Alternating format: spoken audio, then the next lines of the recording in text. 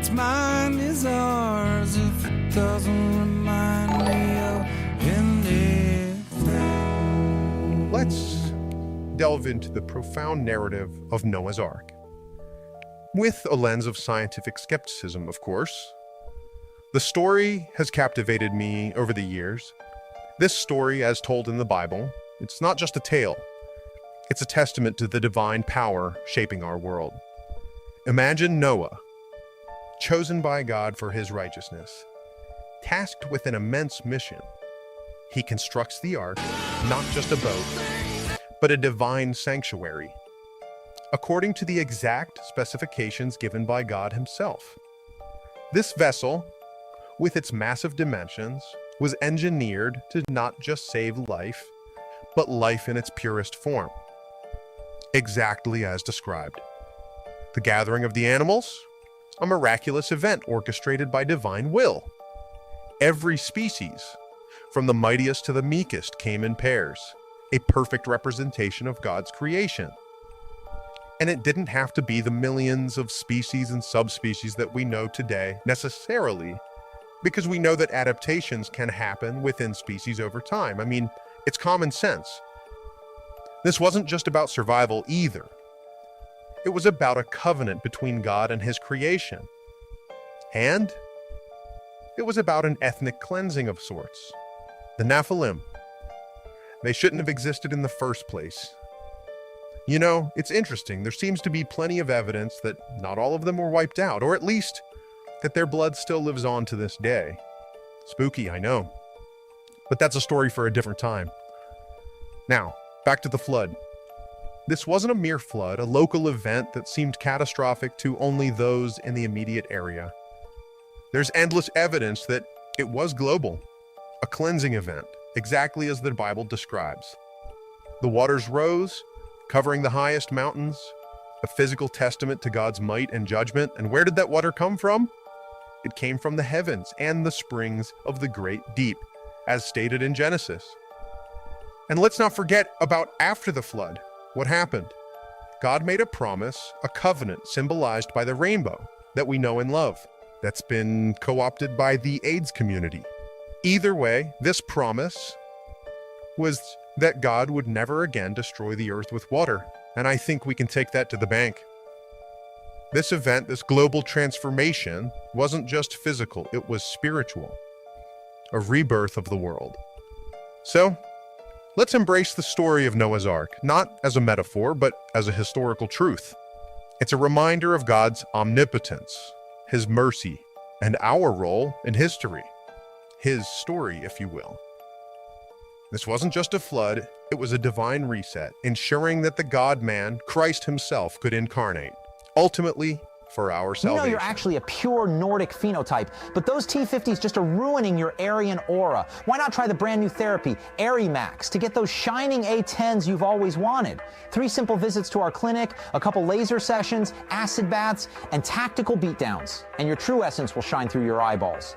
Be warned, if your power level is too high, possible laser beam emission might occur once we get rid of that pesky melanin shielding. Try ArieMax now and wow the world with your piercing blues. Elevate your cooking with IG Farben's German brick oven, engineered for versatility and precision. Whether it's white bread or white meat, cook your superior foods with even heat distribution and efficiency at your home or favorite campsite. Crafted with German engineering for optimal performance and longevity, the oven is so dependable that it's rumored to reach up to 6 million unit efficiency. Ha ha! Just kidding. That sounds impossible. More realistically, maybe a few 100,000, but impressive nonetheless. Call in the next 30 minutes and you'll receive 2 complimentary bottles of our illustrious all-purpose cleaning agent, Zyclean. For a clean so deep you'll wonder if your oven was ever even used in the first place. Trust IG Farben and order your German brick oven today. Auf Wiedersehen! CB checking in, broadcasting live from basically paradise, where the only wall is the one you're stuck behind. Wake up, Chud! It's EWBSX, the cyberbully.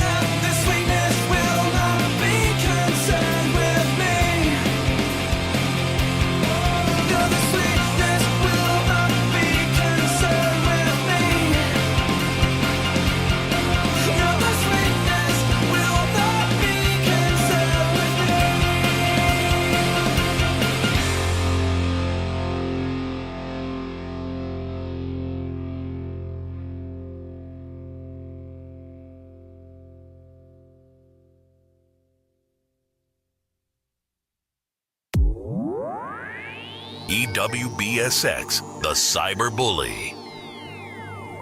Radio for our guys.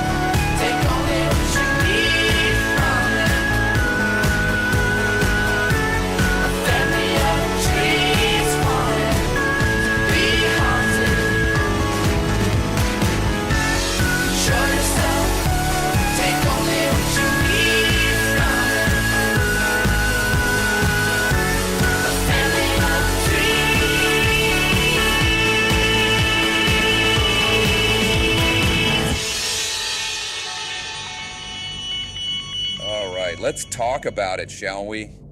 A little bit more lore for your hungry little cyber chud brains.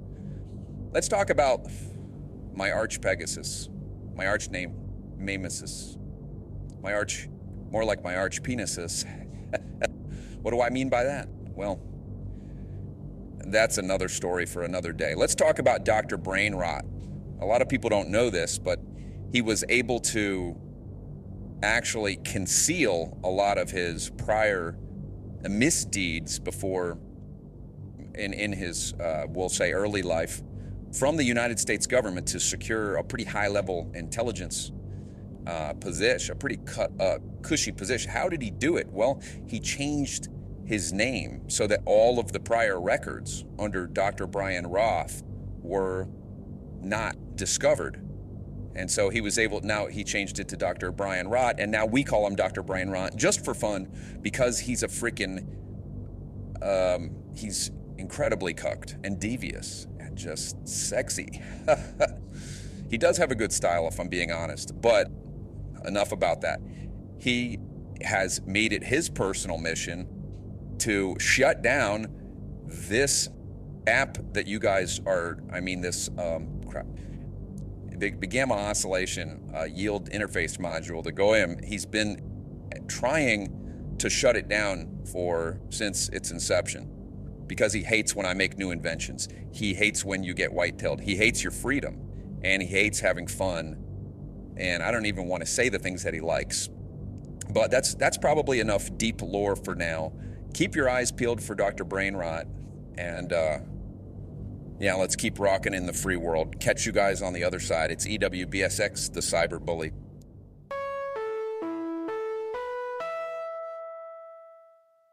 Attention! The CERN cloud cover is projected to reach unsafe levels of dissipation today, and sunlight breakthrough will reach a 10-year high of 13% this afternoon. Outdoor exposure will be revoked until the situation resolves. As a precaution, we are increasing window tint by 52% and will be providing discount codes for extra time in the blue light tanning beds. Thank you. That is all. Outcome independence. Most important thing for any man, autistic or not. It means that the outcome, the results, okay, did my video project make money? Does the girl like me? Am I in love with my sweetie? These types of things. You have to totally disconnect yourself you have to totally disconnect your happiness, fulfillment, self-esteem from the outcome. If you were a man, you have to do this. You will not survive if you don't do this. You have to totally disconnect yourself from the outcome and invest your feelings, your self-confidence, all the good stuff. Invest that in the process.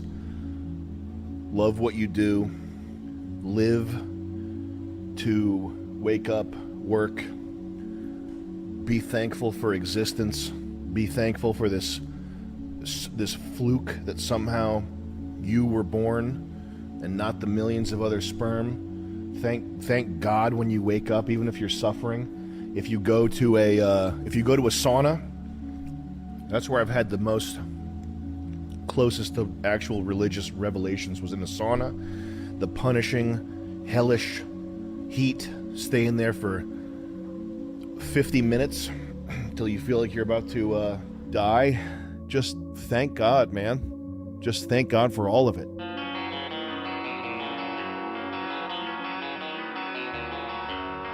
See us foaming like a bottle of beer. The wave is coming, but I ain't gonna fear. I'm waxing down to that glorious past. Waxing down because it's really a blast. I'm going surf because I don't like the face. I'm heading out because I hate the race. Our rats are running round and round in the maze. I'm going surfing, going surfing. You take your car to work, I'll take my board. And when you're out of view, I'm still afloat.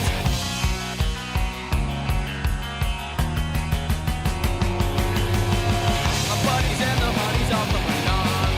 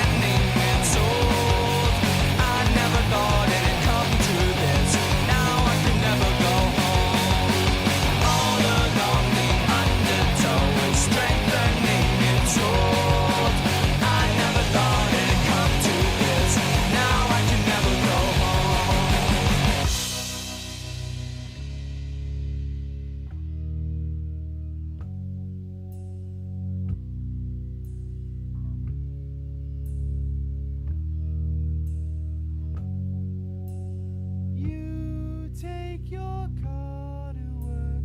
I'll take my board. And when you're out of fuel, I'm still afloat. You take your undertow is strength and take my toll.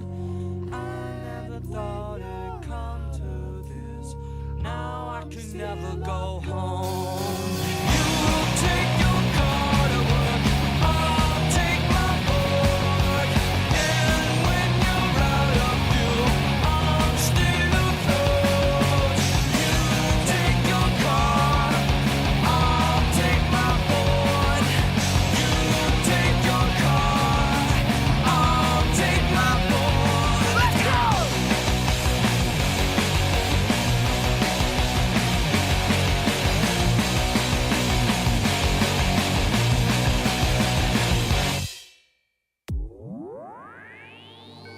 EWBSX. Stand back, stand by, and stay tuned.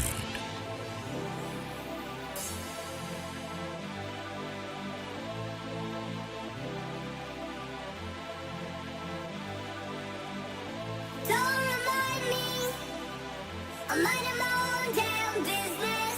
Don't try to find me, I'm better left alone than in this. It doesn't surprise me. Do you really think that I could care if you really don't like me? Find somebody else, it could be anyone else out there. Don't fret, I don't ever wanna see you and I never wanna miss you again. One thing, when you're angry you're a jerk and then you treat me like I'm worth nothing. Don't fret, I don't ever wanna see you and I never wanna miss you again. It's like in a candle tap, over and over again. Don't fret, I don't ever wanna see you and I never wanna miss you again.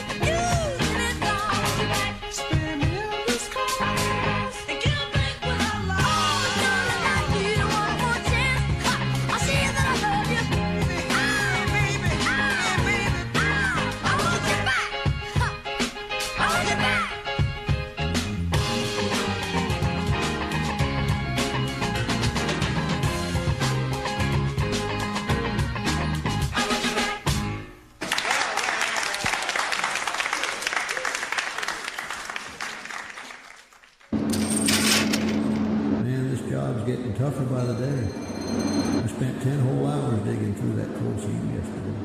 Tell me about it. I was up all night looking through endless piles of coal. My eyes are still burning. Sometimes I wonder if it's even worth it. They told us this job would be easy. It's like every time you think you found a gem, it's just more coal.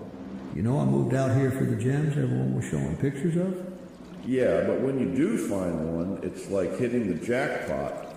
Makes all the coal worth it, even if just for a moment. Yep. But I could really do without all the noise and the constant bickering in the mine. They even let women in here the other day. Thought I'd never hear the end of it. And don't even get me started on the new miners who think they know everything. They just add more coal to the pile. Real grade ale ignite. Vanna Black. Guess we better get back to it. First sight of some black. I'm reporting back to GC to take a break and figure out what's next. Here's hoping. Got paid to go gymming, but spend my days cold. Some people say a man is made out of mud.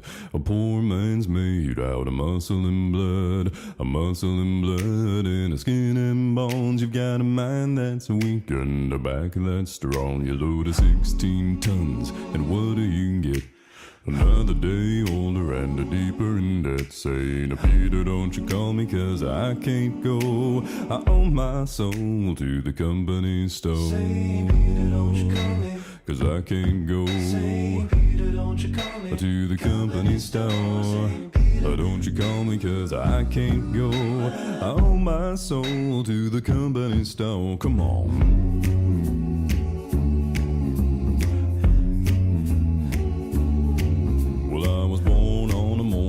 The sun didn't shine.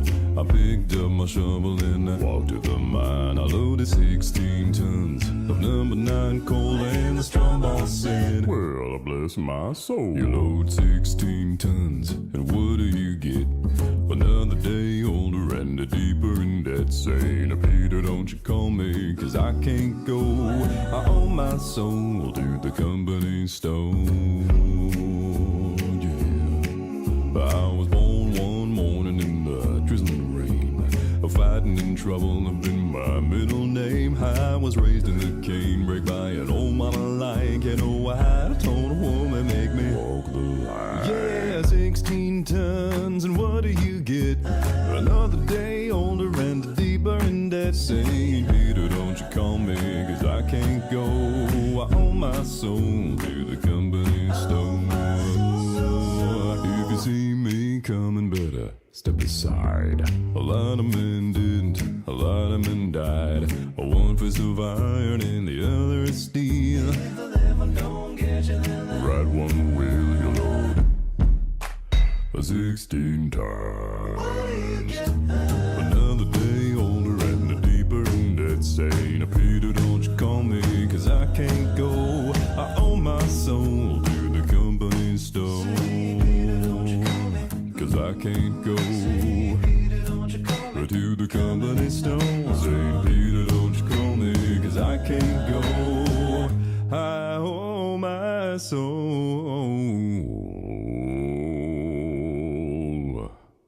to the company store. Cause I can't go.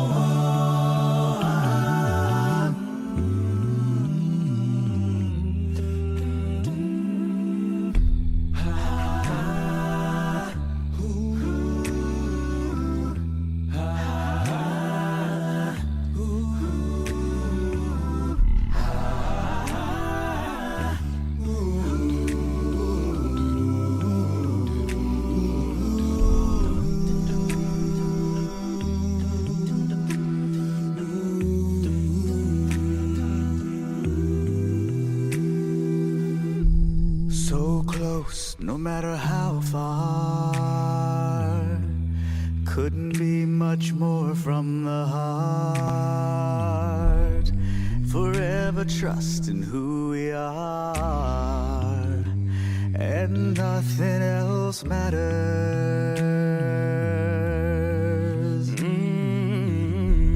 Never opened myself this way. Life is ours, we live it our way.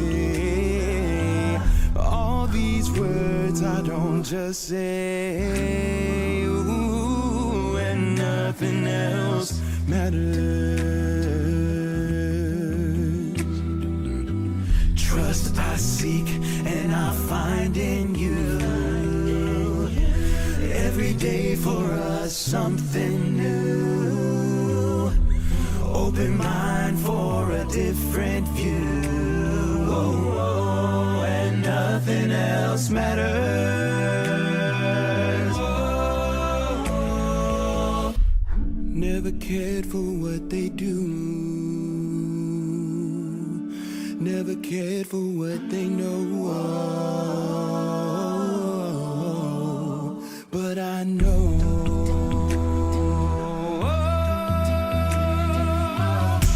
So close, no matter how far.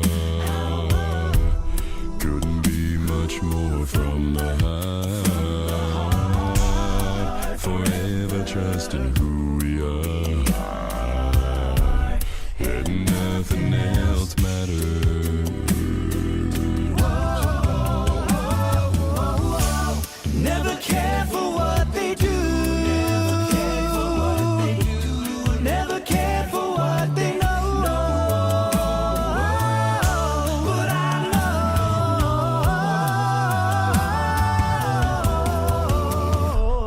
Never open myself this way. Life is ours, we live it our way. All these words I don't just say, and nothing else matters. And nothing else. Trust I seek and I find in you. Every day for us something new. Open mind for a different view. And nothing else matters. And nothing else matters. Never cared for what they say. They never care for what they say. Never cared for games they play. Never cared for what they do. And nothing else matters. Never cared for what they know. But I know.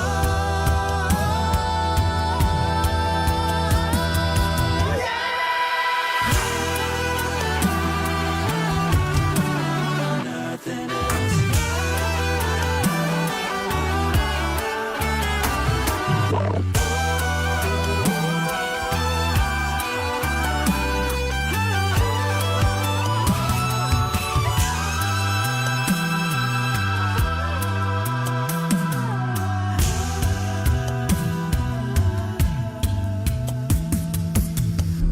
So close, no matter how far. Couldn't be much more from the heart. Forever trusting who we are, and nothing else matters.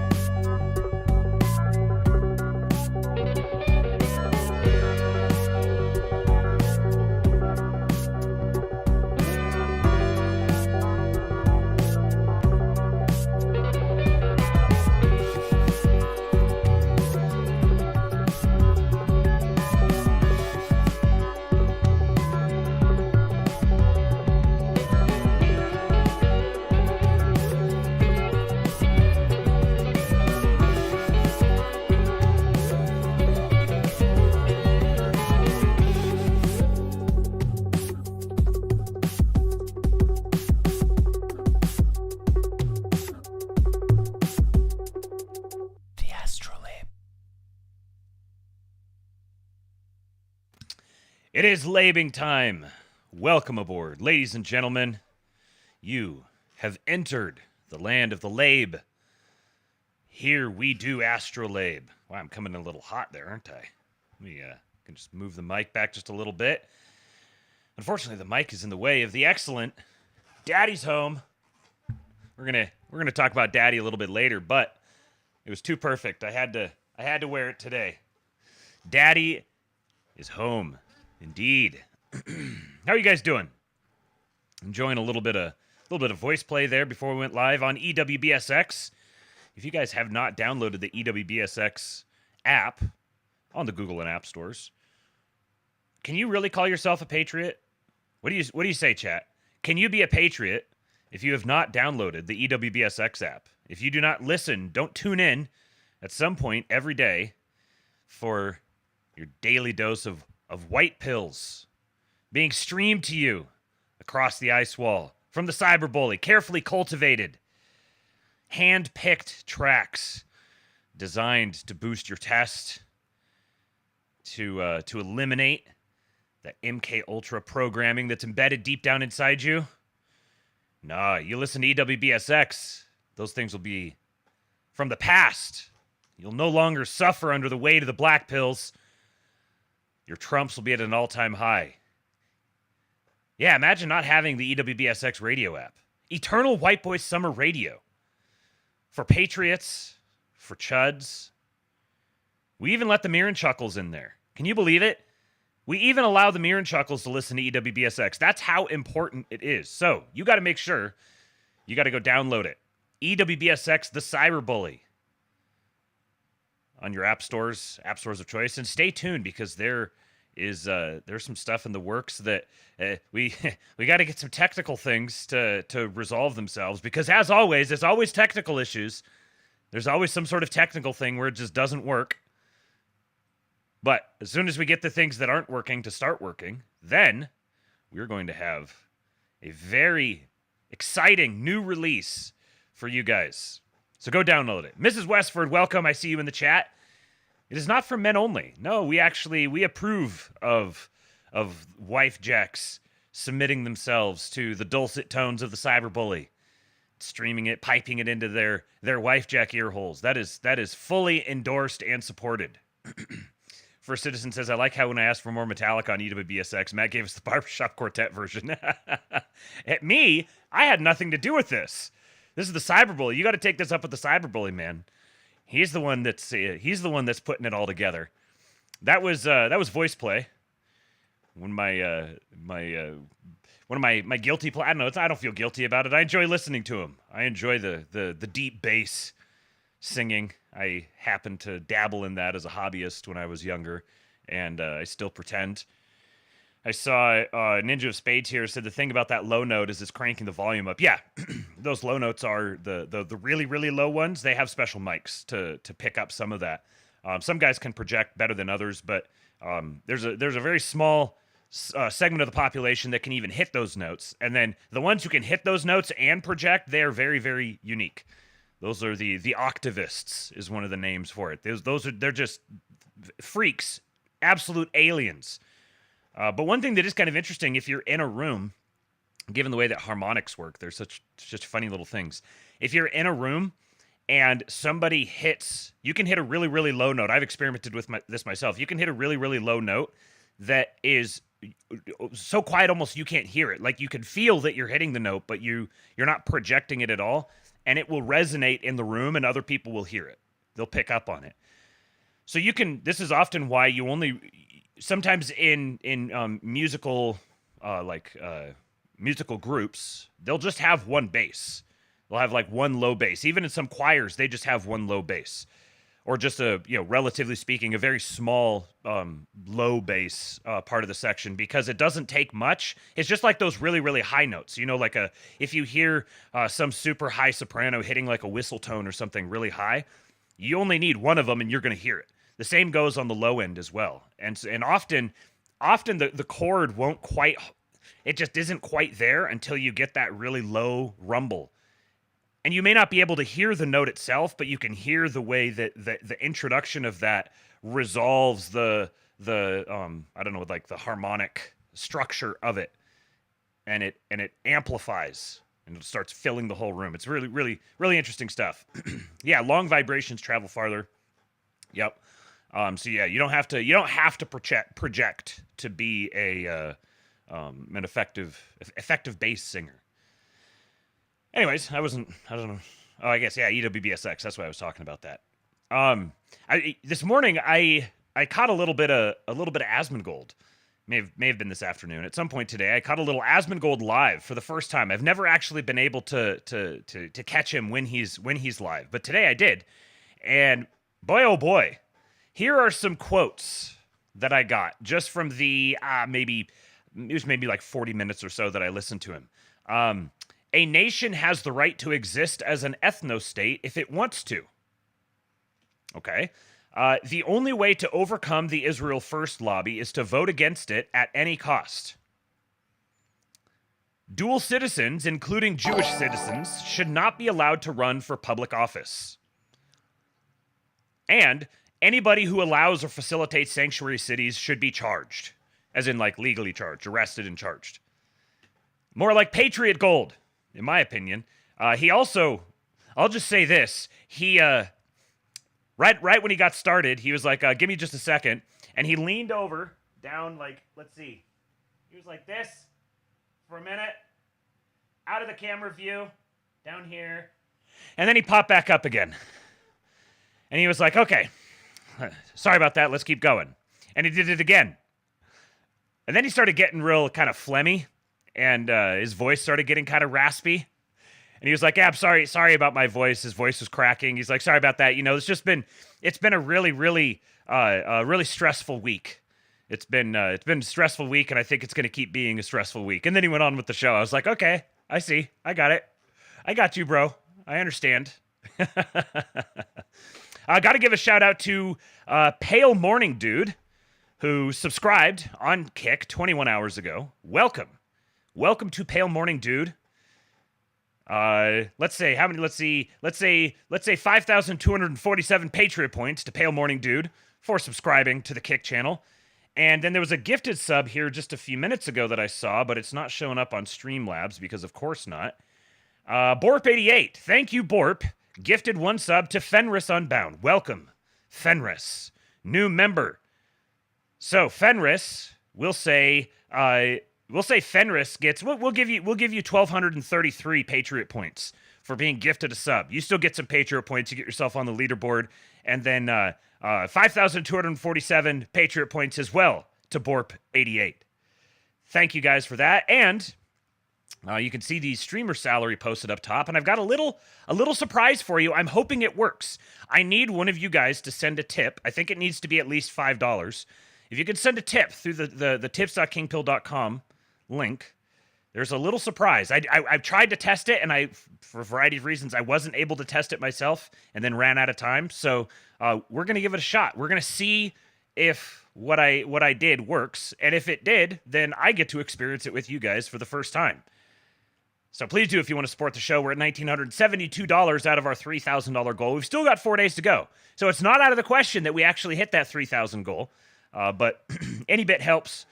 I'm doing this full time. You guys support me. You guys pay my salary, and I publicly post it. You guys could see exactly what it is.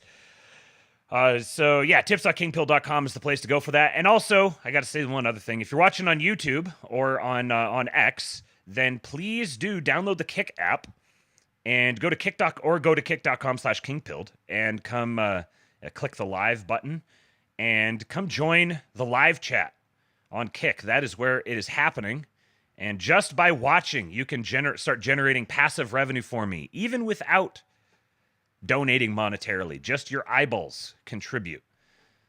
So please do come on over here. We're at 56 viewers right now. We need to keep edging that number. Yes, I said edging. We need to keep edging that number up as far as possible, because I've got to get to 75 average views for on a live stream, average live viewers, and right now I'm at about 38. So as high as we can stay above 50, I'm a white guy. Possible. I'm ready to kill. That's the best. Check. Mic check. 1, 2, 3, 4, 5.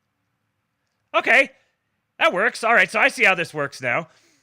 So I put a little voice in there to read off the tips when they come through, and I wasn't sure if it was going to do the Alex Jones thing and then read it off, or if it was just going to read it off, and I couldn't test it earlier, but it works.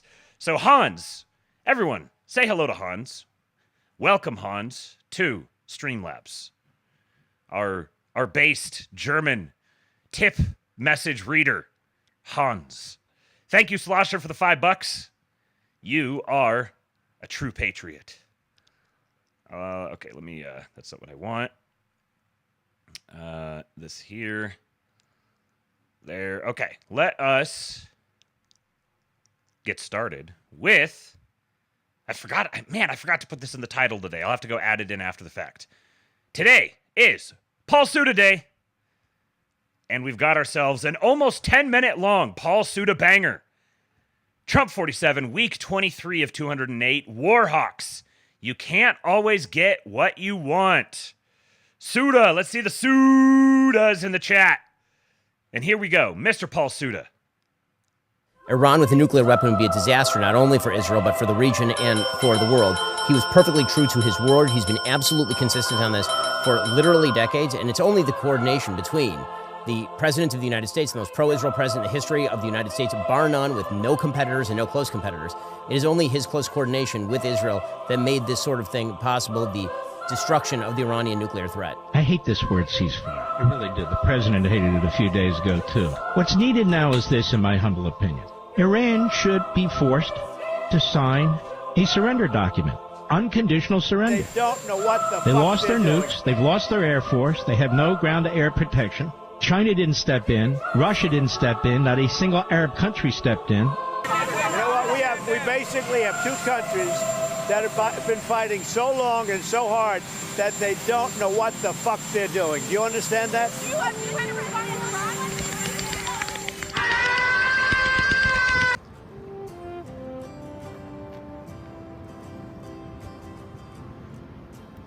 That's my country right there.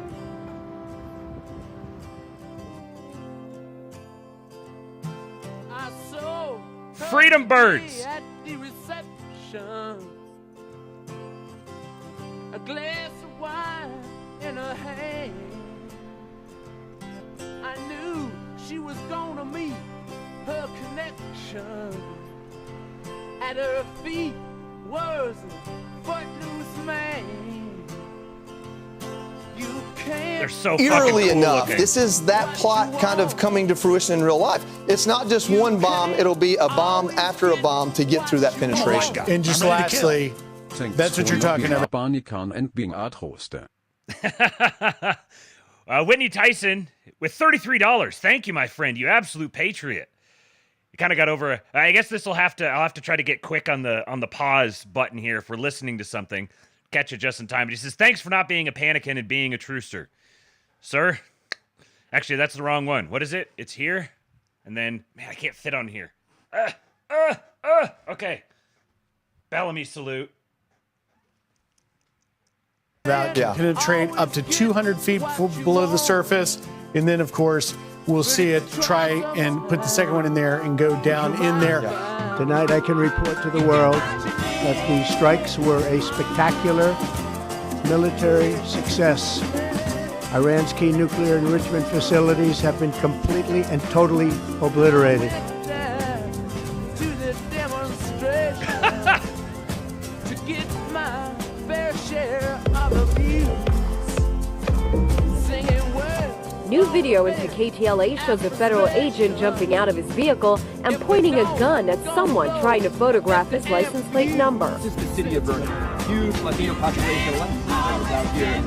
Today, though, there's only one. This individual didn't want to go on camera. He said he's really scared about what's happening right now.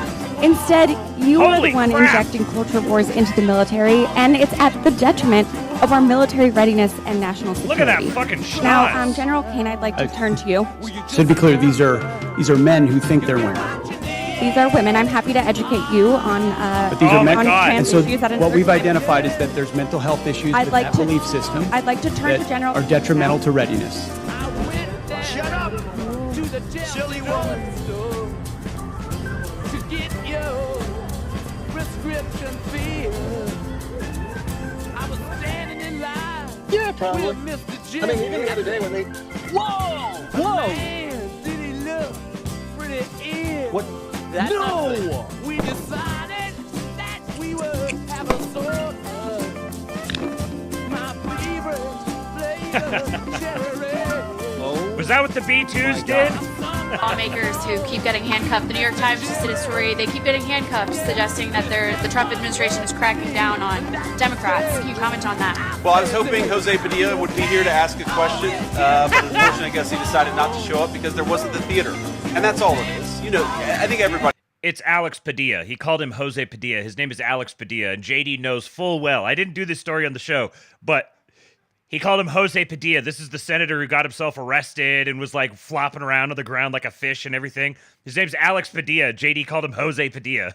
Everybody realizes that's what this is. The pride of being able to be here and do work that facilitates making things better for people, and in the greatest country on earth, next to Israel.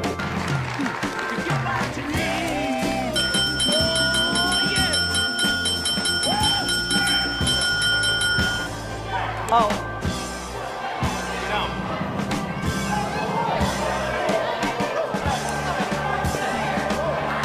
Everybody to the back. Lie down, lie down.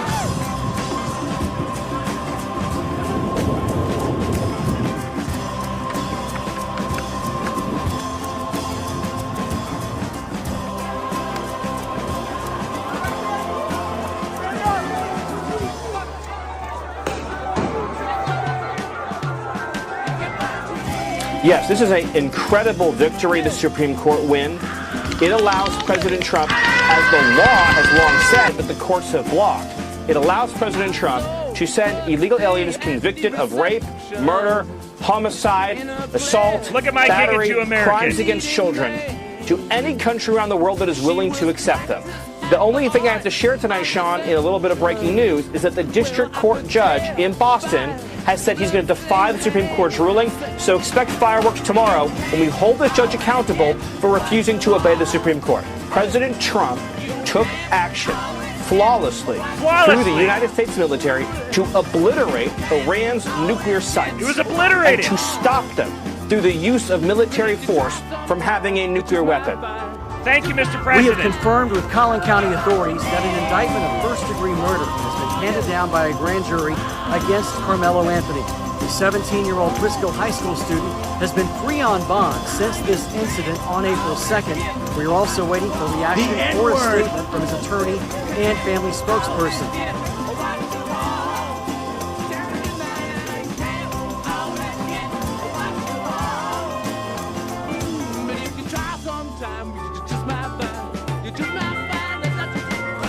There's those fireworks.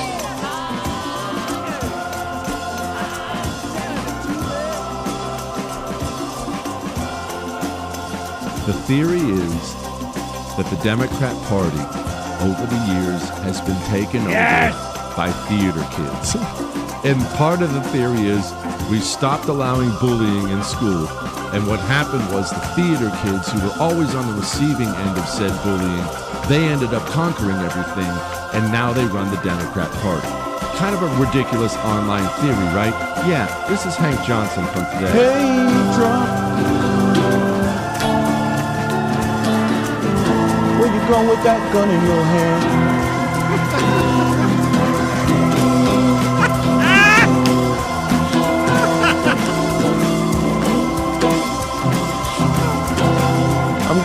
Chris is right. This is the guy at the party who pulls the guitar out. This is him. He just got done smoking pot. His hair's long, and everyone's like, wait, what? Down the street and shoot down democracy. You know I want to be a king someday. In case you're wondering, yes, that is the very same Hank Johnson from this infamous clip. Yeah, my fear is that the whole island will become so overly populated that it will tip over and capsize. Stay off. We don't anticipate that. That's same Hank Johnson. But back to the theater kids thing. Remember Francis Collins?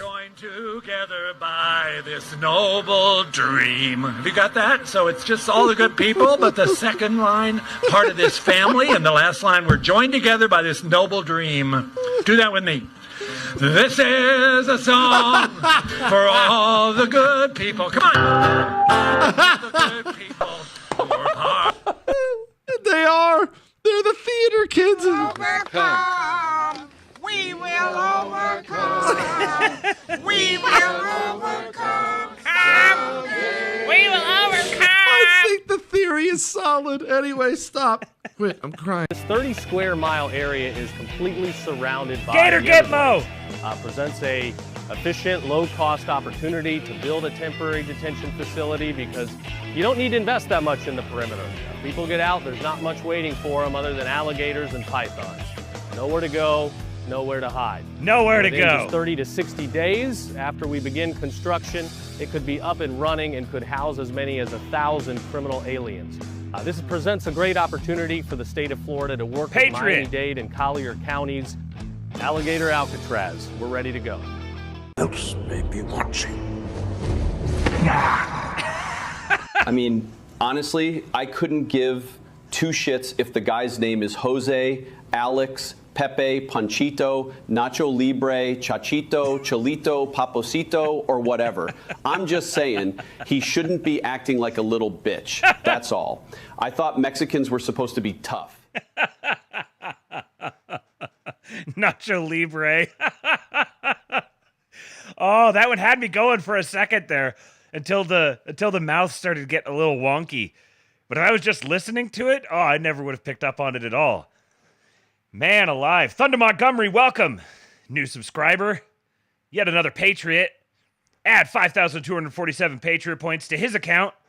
Who is the keeper of the Patriot points leaderboard? Keep it updated for me. Oh, man. Well done, Mr. Paul Suda. Go follow him at Paul_Suda. And find him on Patreon. Make sure you go throw some dollars, some dollary dues at our good friend Paul. They got out ahead of me here now. Don't even got to play this one. I'll leave it in here as a for the link later on. If you want the link to that Jesse Kelly Theater Kids video, it's right here. You can get all of them either at the Kingpilled Substack or if you go to the Kingpilled podcast on your podcatcher of choice and look in the show notes, then you'll see all of the links that I go through on the show today. Look at this. Flapper.net was bored, designed something new. Thank you for your attention to this matter. I couldn't not. I had to. You guys pay my salary. I have to reveal my expenses to you. I had to do it. One of your guys' tips, your tips went into the PayPal account and went right back out again. Got myself one of these. We'll see it. I'll wear it for a show next week. But you guys should go over to flapper.net. Go sign. Go buy one of these here. He's got a bunch of colors. He's got red, green. He's got it for the ladies. He said someone already bought this one, the sports bra version of it. Go support this guy. That's a banger shirt. Thank you for your attention to this matter. Can't wait to wear it outside. All right, this is an interesting little thing from this conversation that Tucker had. He broke a little news just very, very casually, and the way that Tucker likes to break things like this. The Murdochs really hate Trump. There's no one who hates Trump more than the Murdochs. I got fired in April of 2023. In May of 2023, they asked me to run for president against Trump and said they would back me. Obviously, I'm not running for any, I would never get elected anyway. Plus, I like Trump. I mean, that's the funny thing is I actually genuinely, I get frustrated. I'm frustrated now. So hold on. I'm sorry. Trump. You just said that and they asked you to run for president against Trump, the Murdochs. Yeah. Lachlan Murdoch said, you should run for president. We'll back you. The whole thing, the whole Fox News apparatus. And not just Fox, but, Wall Street Journal. All of their Post, papers, Times everything. London. Absolutely, yeah, we'll back you. And that came right from... You should do that. I was already gone. They'd already canceled my show. I was still under contract, but they canceled my show. You should run. We support you. You should run. We want to stop Trump. Yeah, well, he was running. How fascinating. So they cancel his show. He's still under contract. So he can't have a show there, but we'll back you for president. Isn't that rich? The absolute gall of these people.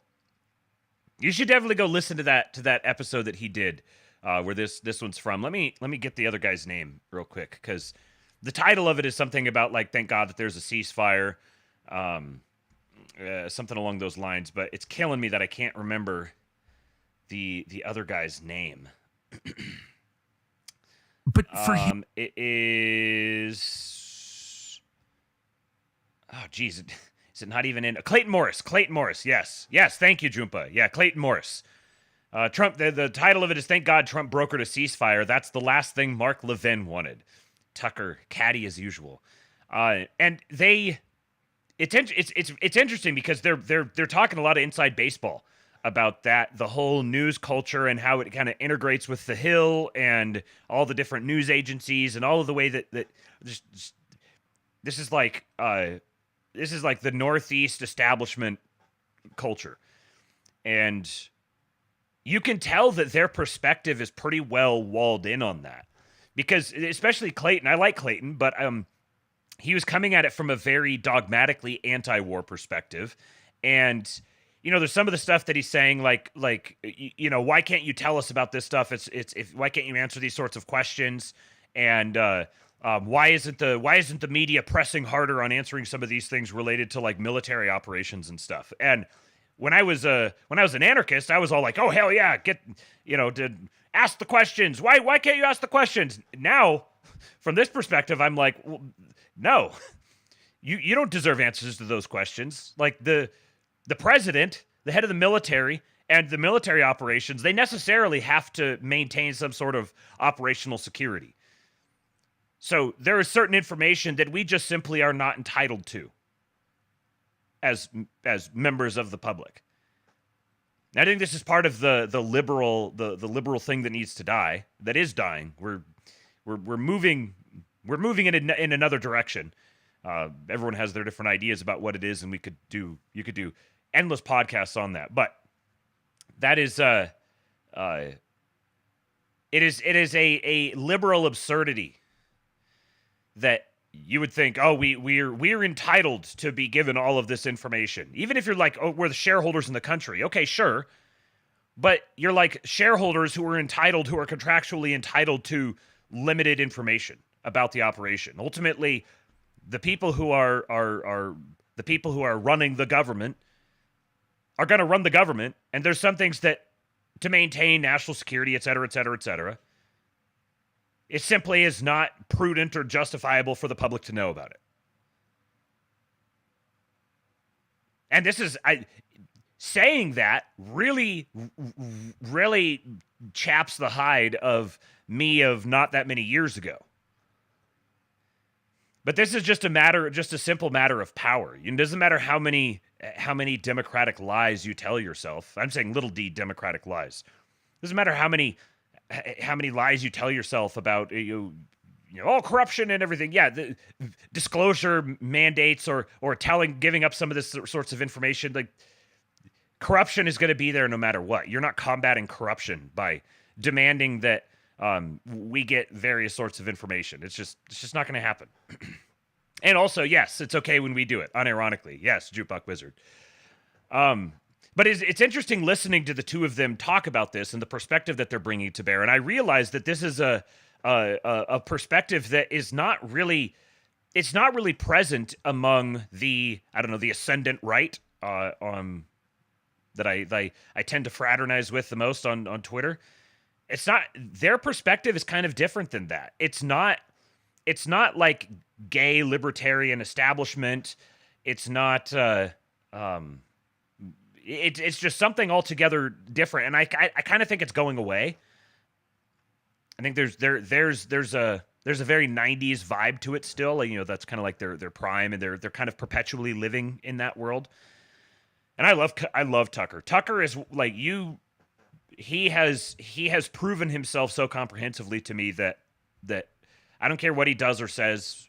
I thought he was being a little hysterical in his opposition to what was happening, and it's annoying listening to. I keep hearing people talk about this, and it's really annoying listening to people discuss this whole Iran-Israel thing and just treat it like it's in a vacuum. There's like level one is you talk about this as it's just one single issue, hermetically sealed from everything else, just totally like one issue in a vacuum. Level two is the people who have the awareness or the analysis related to the big beautiful bill and potentially some horse trading around that. But then level three is the entire trade and economic agenda that the administration has been pursuing from day one. And I haven't heard, apart from Tom Luongo, I haven't heard a single other person in our like political analysis and commentary circles talking about that. Whether they're panicans, whether they're trust the planikins, whether they're the people who feel like they're too good for either camp. Nobody else is talking about this. But it seems the notion of like trading Ukraine for Iran, like it's like you could just talk about Israel, Iran. And all we can do is just focus on this one issue, and this one issue only pertains to itself. And we need to bring this story to a close so we can go back and deal with domestic stuff. But this isn't at all how any of this works. This is like a children's cartoon version of how the political landscape exists and what there's no like bringing it to a close. Like obviously it's going to be ongoing. There's going to be other flare-ups here or there, and there's going to be, no matter who takes what approach, there's always going to be something that happens again. There's always going to be some new thing. Someone betrays someone, or someone gets too big for their britches, or someone lets down some obligation of theirs, or whatever. All this stuff is obviously going to continue. But I don't think you could really understand what was happening in those 12 days. I don't think you could really understand what was going on there if you weren't framing it within the greater context of the restructuring, like like a Bretton Woods 3.0 or something entirely different. The global monetary order restructure, the emphasis on reindustrialization, bringing manufacturing back to the U.S., energy prices, managing the energy markets and booting up American energy. All of this stuff is all implicated in that. So probably the dumbest possible takes on all of this were the ones that are like, can we stop doing the foreign policy stuff so we can get back to the domestic policy stuff? That's really, really naive to think about politics that way. At least in this particular time. And with this particular administration, all of this is all intertwined. What happened in Israel, Iran has major implications on domestic policy on a bunch of different fronts. I'm just grateful that we have an administration that can walk and chew gum at the same time, that can undertake transformative actions across a whole bunch of different domains and keep it all going all at the same time. And the reason for that is strictly due to the man at the top, because of his unique gift for spinning multiple plates and his just like unique singular vision. He's the one who's set forth. He is the absolute archetype executive. He is the premier executive. The master of delegating and managing and like setting the North Star, and then ensuring that he can herd everybody in that direction. So trying to evaluate these things in a vacuum is just you're going to get really low resolution analysis, which is what a lot of it to me has sounded like, with the exception of someone like Tom Luongo. And I don't even necessarily agree entirely with Luongo's view on some of this stuff. But at least he's stepped back far enough where he can actually evaluate all the different pieces on the board. Yeah, Neiman Totery has so much better of a team now feeding him info this time. Yes. He's surrounded himself with loyal people, and you're seeing people who are compromised in some sense. They're building up a pattern now of tossing these people out on their asses. It's obviously a like, if you think that like Trump and Ted Cruz and Lindsey Graham and Mitch McConnell all are like representing the same interests, or they're moving as a single unit, like if you don't see that Trump and Lindsey Graham and Ted Cruz and like that they're fundamentally at odds even when they're aligned on certain things, they're not aligned on certain things in the way that the president and members of Congress have been aligned on certain things in the past. There's a very transactional nature to the relationship. And if Trump's going to give something up, he's going to get something in return. Nematoder, this move has so many effects, we can't see 90% of what's happening. Yep. Yeah, the Iran-China oil connection is huge. The Russia connection, particularly with respect to what's going on in Ukraine, which directly affects... so here's a connection for you. So you have the Russia-Ukraine thing that's happening. Trump is trying to resolve that issue, and he's trying to develop better relationships and diplomacy, building a diplomacy track record with Russia. They just navigated through a major diplomatic thing together and cooperated on aspects of that. And Europe was basically nowhere to be. Europe was I mean, there was like German planes that were in there refueling stuff, and obviously MI6 is all over the place, and they're. But like I'm talking rhetorically on the global stage. I'm ready to kill. Chuck Fuckelstein with just a $50 tip and didn't say anything. I don't mean just a $50 tip, with a $50 tip, and he didn't say anything. Thank you, my friend. I appreciate you contributing to the fund here. We're up over $2,000 now for the month. You guys are the best. It is incredible how supportive you guys are. I am eternally grateful to all of you.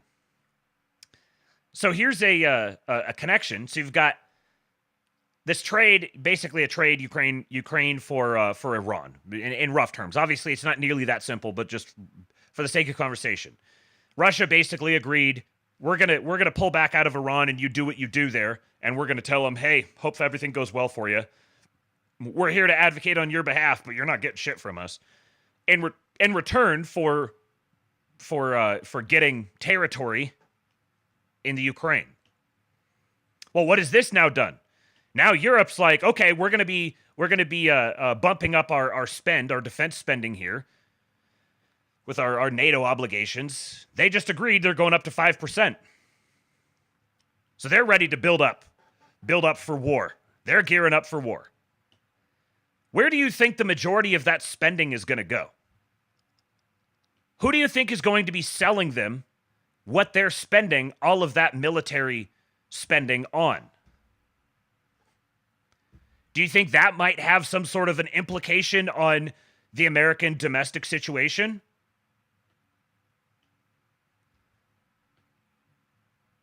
And like, you don't even have to think that hard to draw these connections. But what you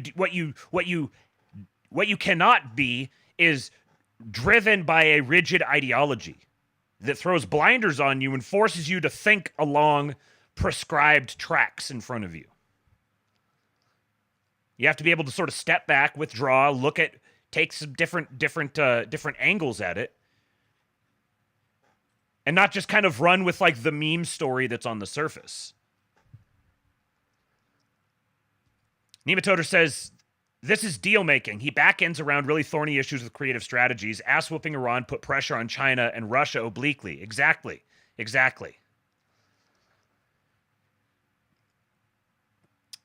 Yep, America.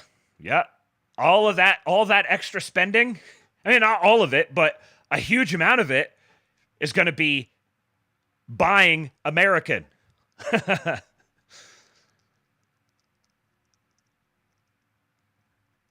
What's up, Augustine? Good to see you here, buddy.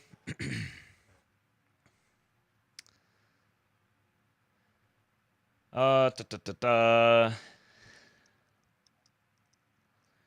Sue says, is it fair to have called it a war? I think that's bullshit terminology. War is if there's declaration. I know we haven't declared war since World War II, but everyone was expecting World War III. It wasn't a war. I mean, it effectively was, especially in terms of like little regional conflicts like that. They're often called wars. And, the declaration is just, like the two nations were clearly lobbing missiles back and forth at each other and destroying each other's infrastructures and cities and killing each other's civilians and stuff. So, it may not have been a war with a trademark on it, but it was definitely a war, and people are just going to refer to it that way colloquially. That would be my take on it. Okay, let's keep this going here. So, I got a couple of 48 clips for you guys. First of all, we've got the vice president giving a speech live on C-SPAN and throwing up the bird. Not the only bird that the Americans have been throwing up over the last week. Trust me. In Washington, D.C., they have this thing where I think it means we're number one in Washington, D.C., but all the pink-haired people throw up this sign, and I think, that means we're number one, right?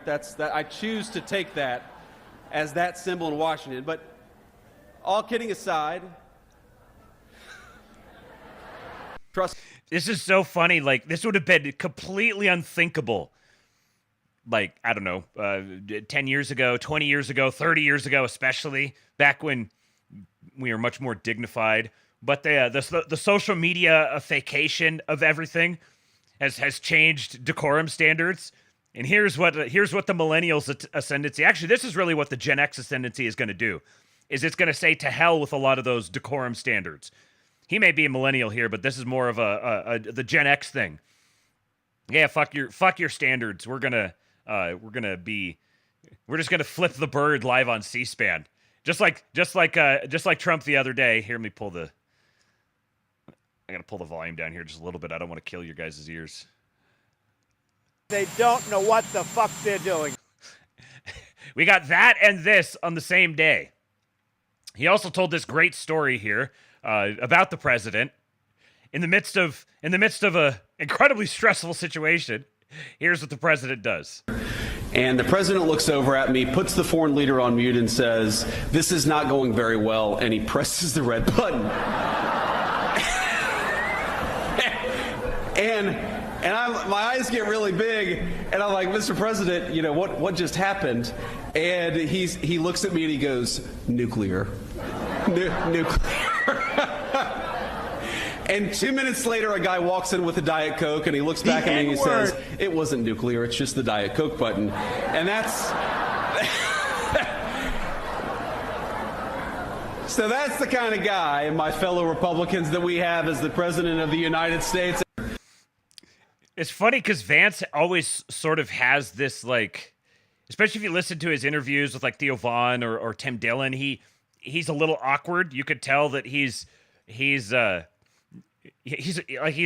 jarhead, man. He's a Marine, and he's been in that world. He can sort of live that world, but he obviously wants to let his hair down and throw back some brewskis and just chill out with the boys.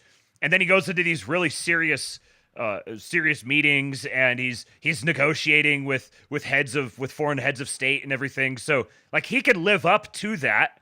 But it's also not totally his natural environment. Whereas with Trump, that is 100% exactly where he wants to be. There's no happier place in the world for him than when all the pressure is on him and hasn't slept in 85 hours and he's juggling all these different deals and everything. That's when he's thriving and he's in his lane. JD just wants to kind of chill out. He wants to hang out and relax and have a good conversation but he can get up to this. So I'm just imagining him. He's sitting there and he's kind of like on like pins and needles. Holy shit. Every once in a while, it just kind of dawns on him. He's like, damn, I'm the vice president.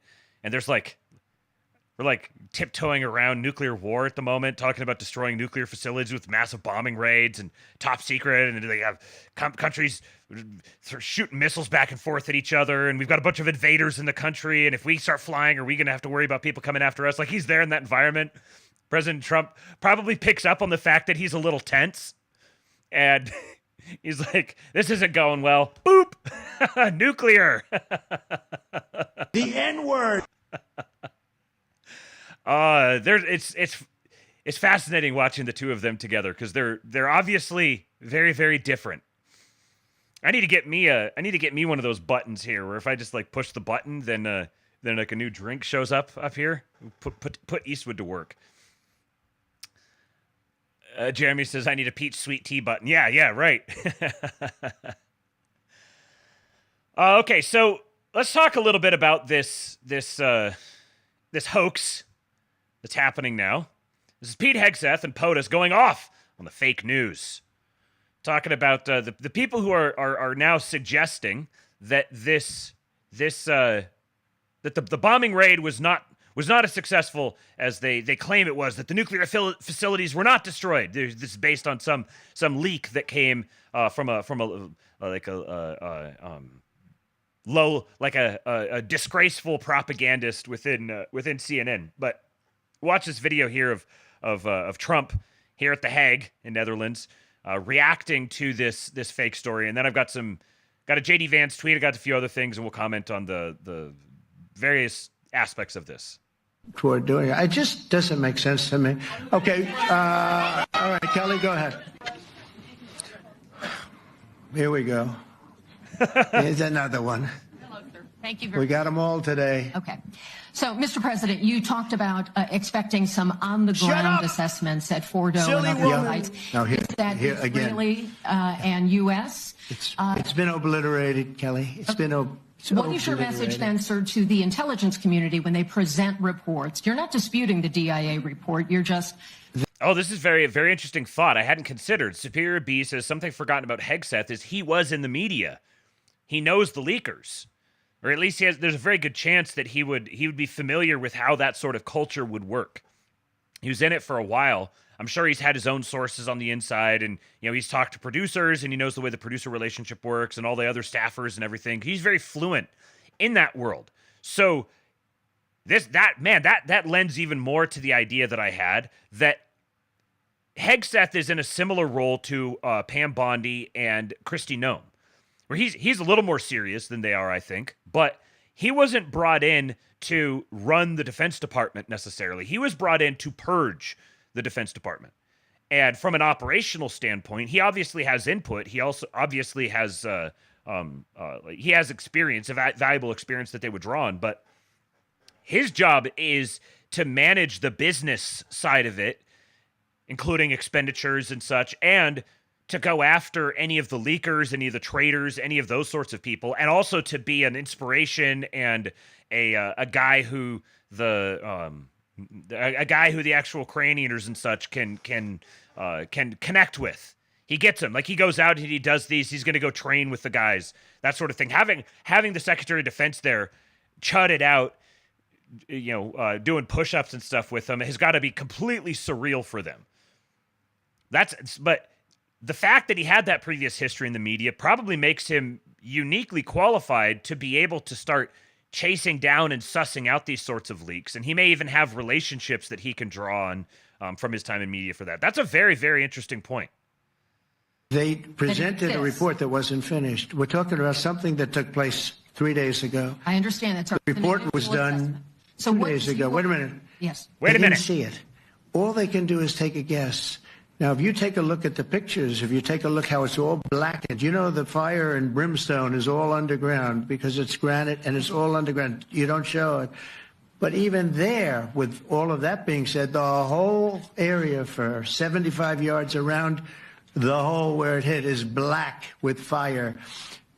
The group that's run by this gentleman, in fact, you may want to talk about it for a second because we're going to issue a report. And I think it's not even a very exciting report at this point. It's been obliterated, totally obliterated. And they did a report, but it was like, if you look at the dates, it's just a few days after it happened. Sir. So they didn't see it. They said it may be very severe. Understood. Do you have a message for the intelligence community, though, in terms of unvarnished information getting to you, that it's not... The kind of clipping on the video is part of the video that I'm playing. I don't think it's happening to me, but it is. I'm getting the clipping as well. I don't really have a message. I would say issue the report when you know what happened. I wouldn't say that it could be severe or maybe not. They use the word severe. It could be severe or maybe it's not. So people like you picked up and said, oh, it's not severe. No, the report was not a complete report. Yeah, the message was probably wait till you know the answer before you... And sir, did you not have a public component to your Zelensky meeting for a tactical reason with President Putin? Let him answer this one. Hello, Mr. Secretary. Yeah. There's a reason the president calls out fake news for what it is. These pilots, these refuelers, these fighters, these air defenders, the skill and the courage it took to go into enemy territory flying 36 hours on behalf of the American people and the world to take out a nuclear program is beyond what anyone in this audience can fathom.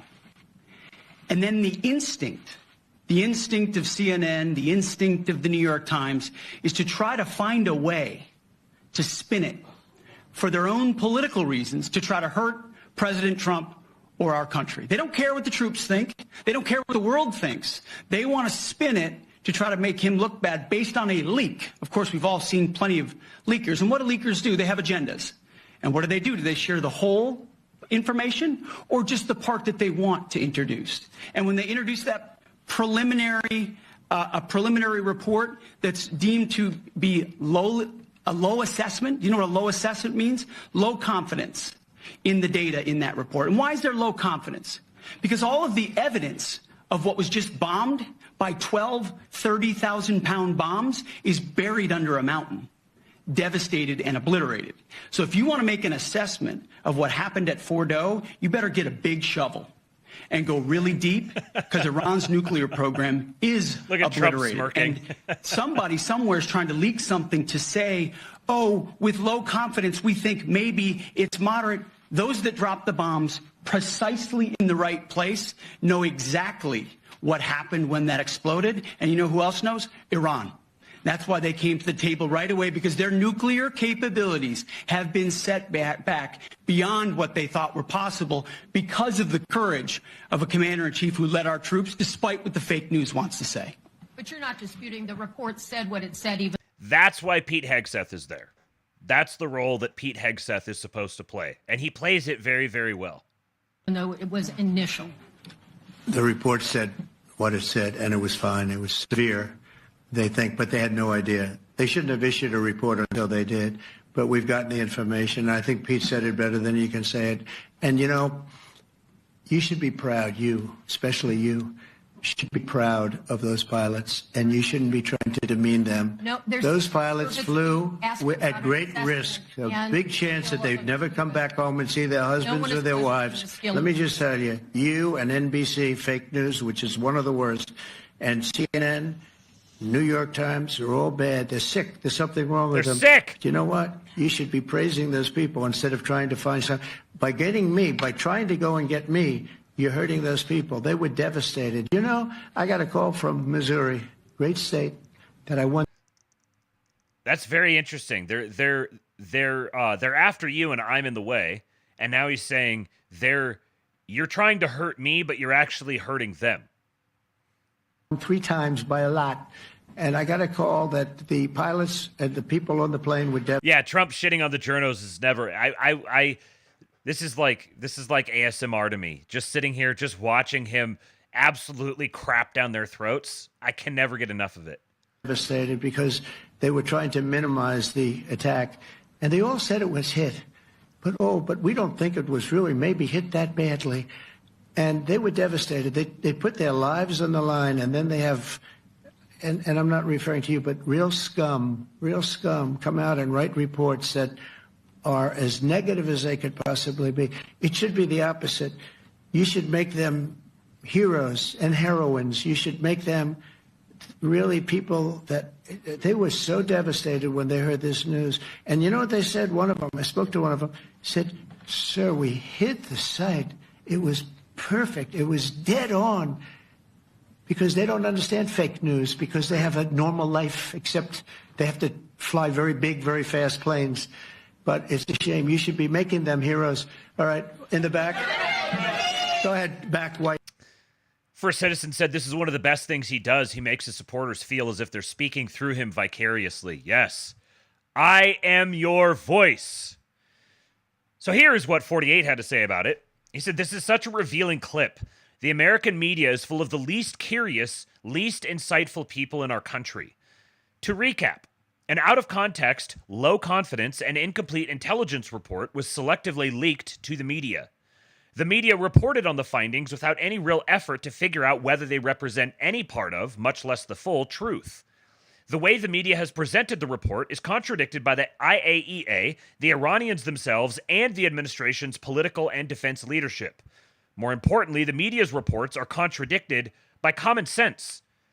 To summarize, a dozen 30,000-pound bunker busters were dropped on Iran's main nuclear site.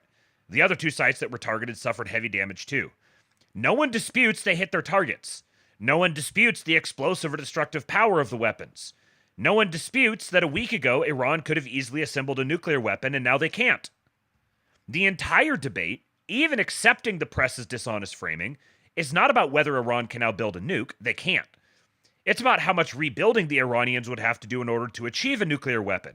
In other words, after a wildly successful military operation with no American casualties, the American media is trying to blame Donald Trump for the existence of facilities that haven't even been built yet. Set to the side Iran's willingness to rebuild their program, as the president himself said, they now know there are serious consequences for rebuilding. They also learned that we can very easily set their progress back. There is actually an interesting story here if the media was interested in telling it. Why are members of the intelligence community leaking incomplete reports against the elected leadership of the country? Why have the same reporters who have gotten so much wrong learned so little?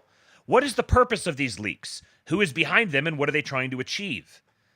The media won't investigate that story, though it would be in the public interest to do so. So pay attention to the reporters who are laundering talking points from junior careerists in the intelligence community. That's getting more and more specific. Talking points from junior careerists in the intelligence community. I have a feeling they know who leaked it. President Trump has obliterated the Iranian nuclear program. The American media seems destined to obliterate their own credibility on this fake story. And note this comparison here.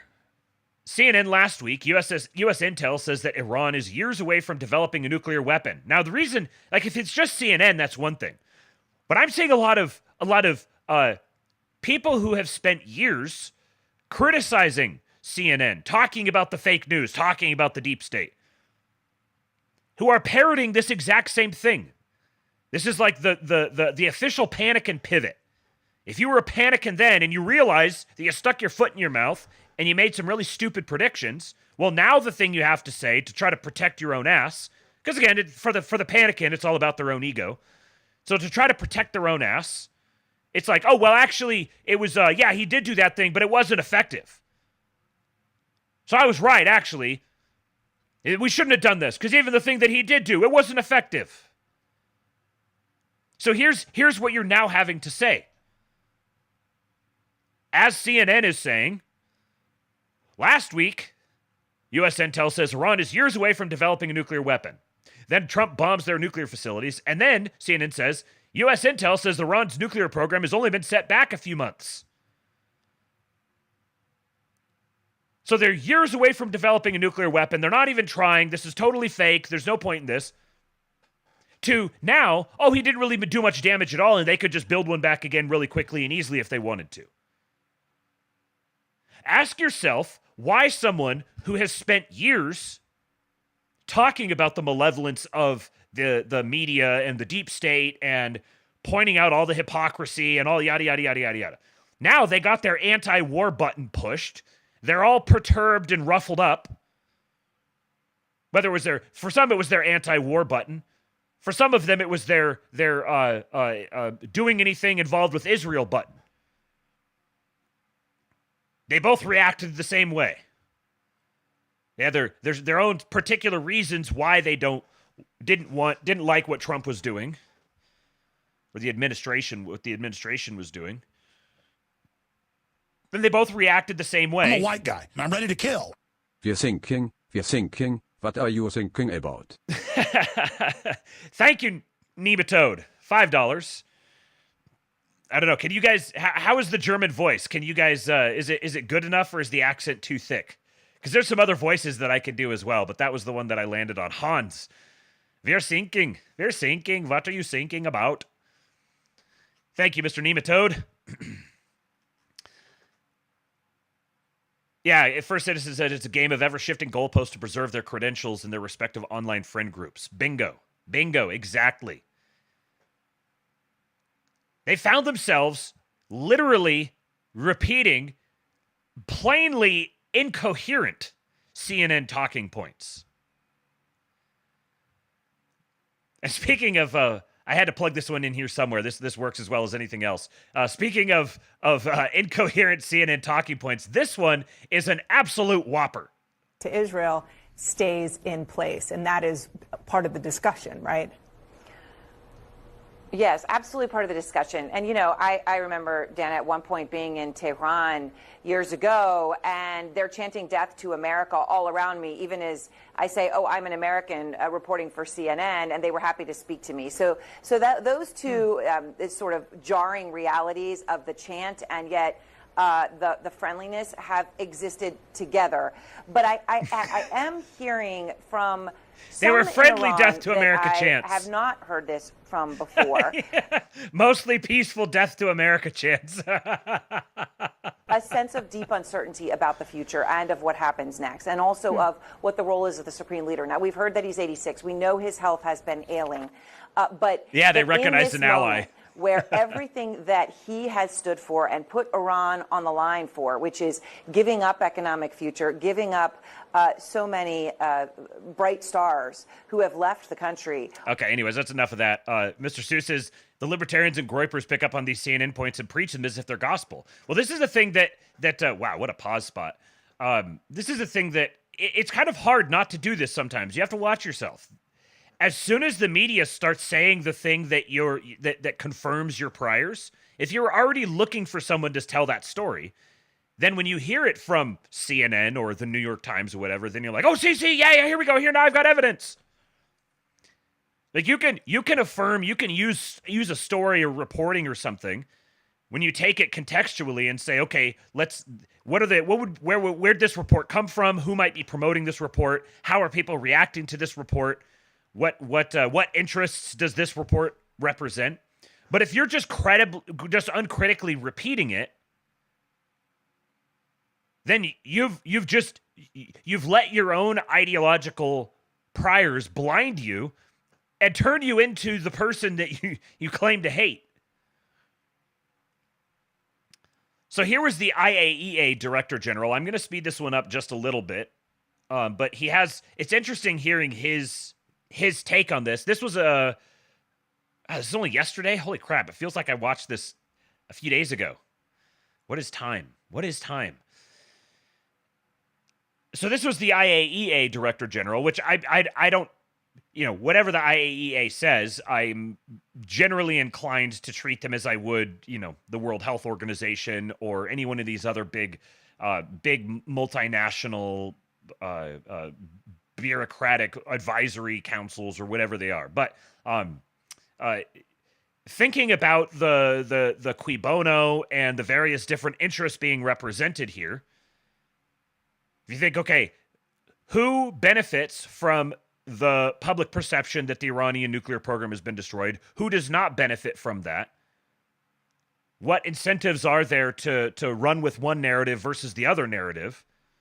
Because to me, I don't care whether it was actually destroyed or not. I don't think the purpose was necessarily to destroy it. I think the purpose was to destroy it in the minds of the people collectively. It was to have a great show of force. It was to winnow out people within the Iranian leadership who were being belligerent. It was to reach certain diplomatic goals with respect to the Gulf states and China and Russia. There was a bunch of different reasons for it. So whether or not that thing was actually destroyed is irrelevant to me. I think it doesn't matter that much. But also, it's kind of absurd to think like nobody, like JD said, nobody's denying that there were 12 30,000-pound bombs that are specifically designed to burrow through like hundreds of feet of rock and then explode. It's those bombs that they dropped were the only more powerful bombs are nukes, and 12 of them were dropped in that area, each of them designed to burrow down through rock and then explode. 12. So the idea that it didn't turn basically everything underneath it into soup is pretty improbable to me. But, so some interesting takes here from the IAEA Director General. So, Director, thank you very much. It's good to have you with us today. My pleasure. Give me your interpretation of what President Trump was saying there in terms of what has been accomplished, and if you agree. Well, we as inspectors, we say what we can check and verify. We have been, of course, following from the beginning of the military action on the 13th, the situation and what we see. I mean, I could agree in the sense that what we see is a very important degree of damage in the three facilities. Natanz, which was the first to be hit and sustained very, very serious damage in one of the important centrifuge halls where enrichment was being carried out. Then even the underground part of that suffered indirectly first and then directly. Then Isfahan, a few buildings. So here's before and after. Honestly, it's kind of hard to... I can't tell if this black here is like... if it's like soot and ash and stuff from burning on the ground or if it's smoke coming up. Buildings is a complex, huh? It's a complex with many different buildings performing.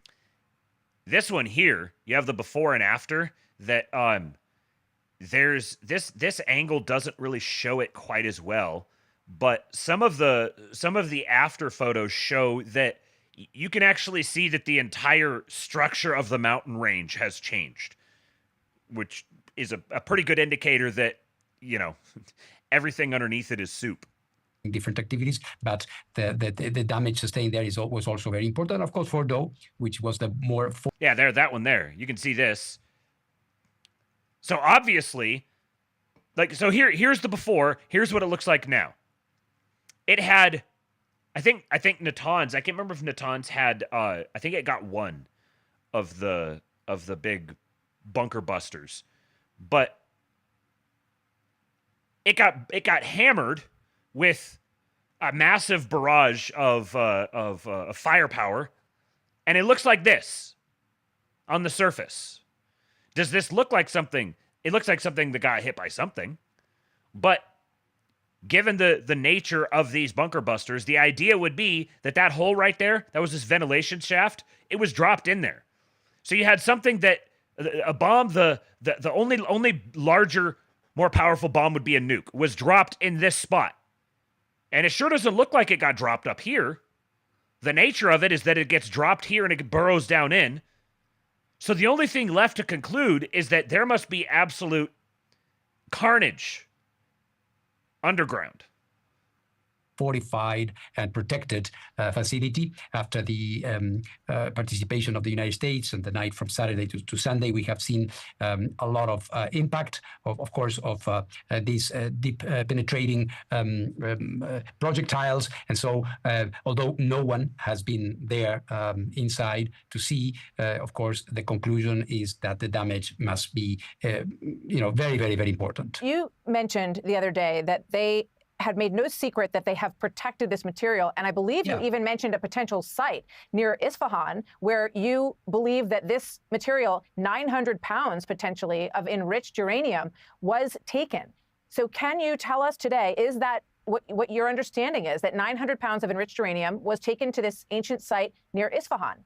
I have to be very precise, Martha. I have to be very, very precise. Of course. We are the IAEA, so we are not speculating here. We do not have information of the whereabouts of this material. So this is why I'm asking, we are making an assumption, which is not a speculative or pure speculation, because Iran officially told me we are going to be taking protective measures, which may or may not include moving around this material. So it is quite obvious, you are asking me about it, that there is a question there. Where is this? So the way to ascertain that is to allow the inspection activity to resume as soon as possible. And I think this will be for the benefit of all. So in terms of understanding what could be done with enriched uranium at 60%, that... Trust Planstar says, I don't really care if they destroyed it or not, as long as the narrative is that we did and that ended the war, I'm okay with it. Yes, exactly. Hold that thought. Put a pin in that. We'll come back to that in a minute.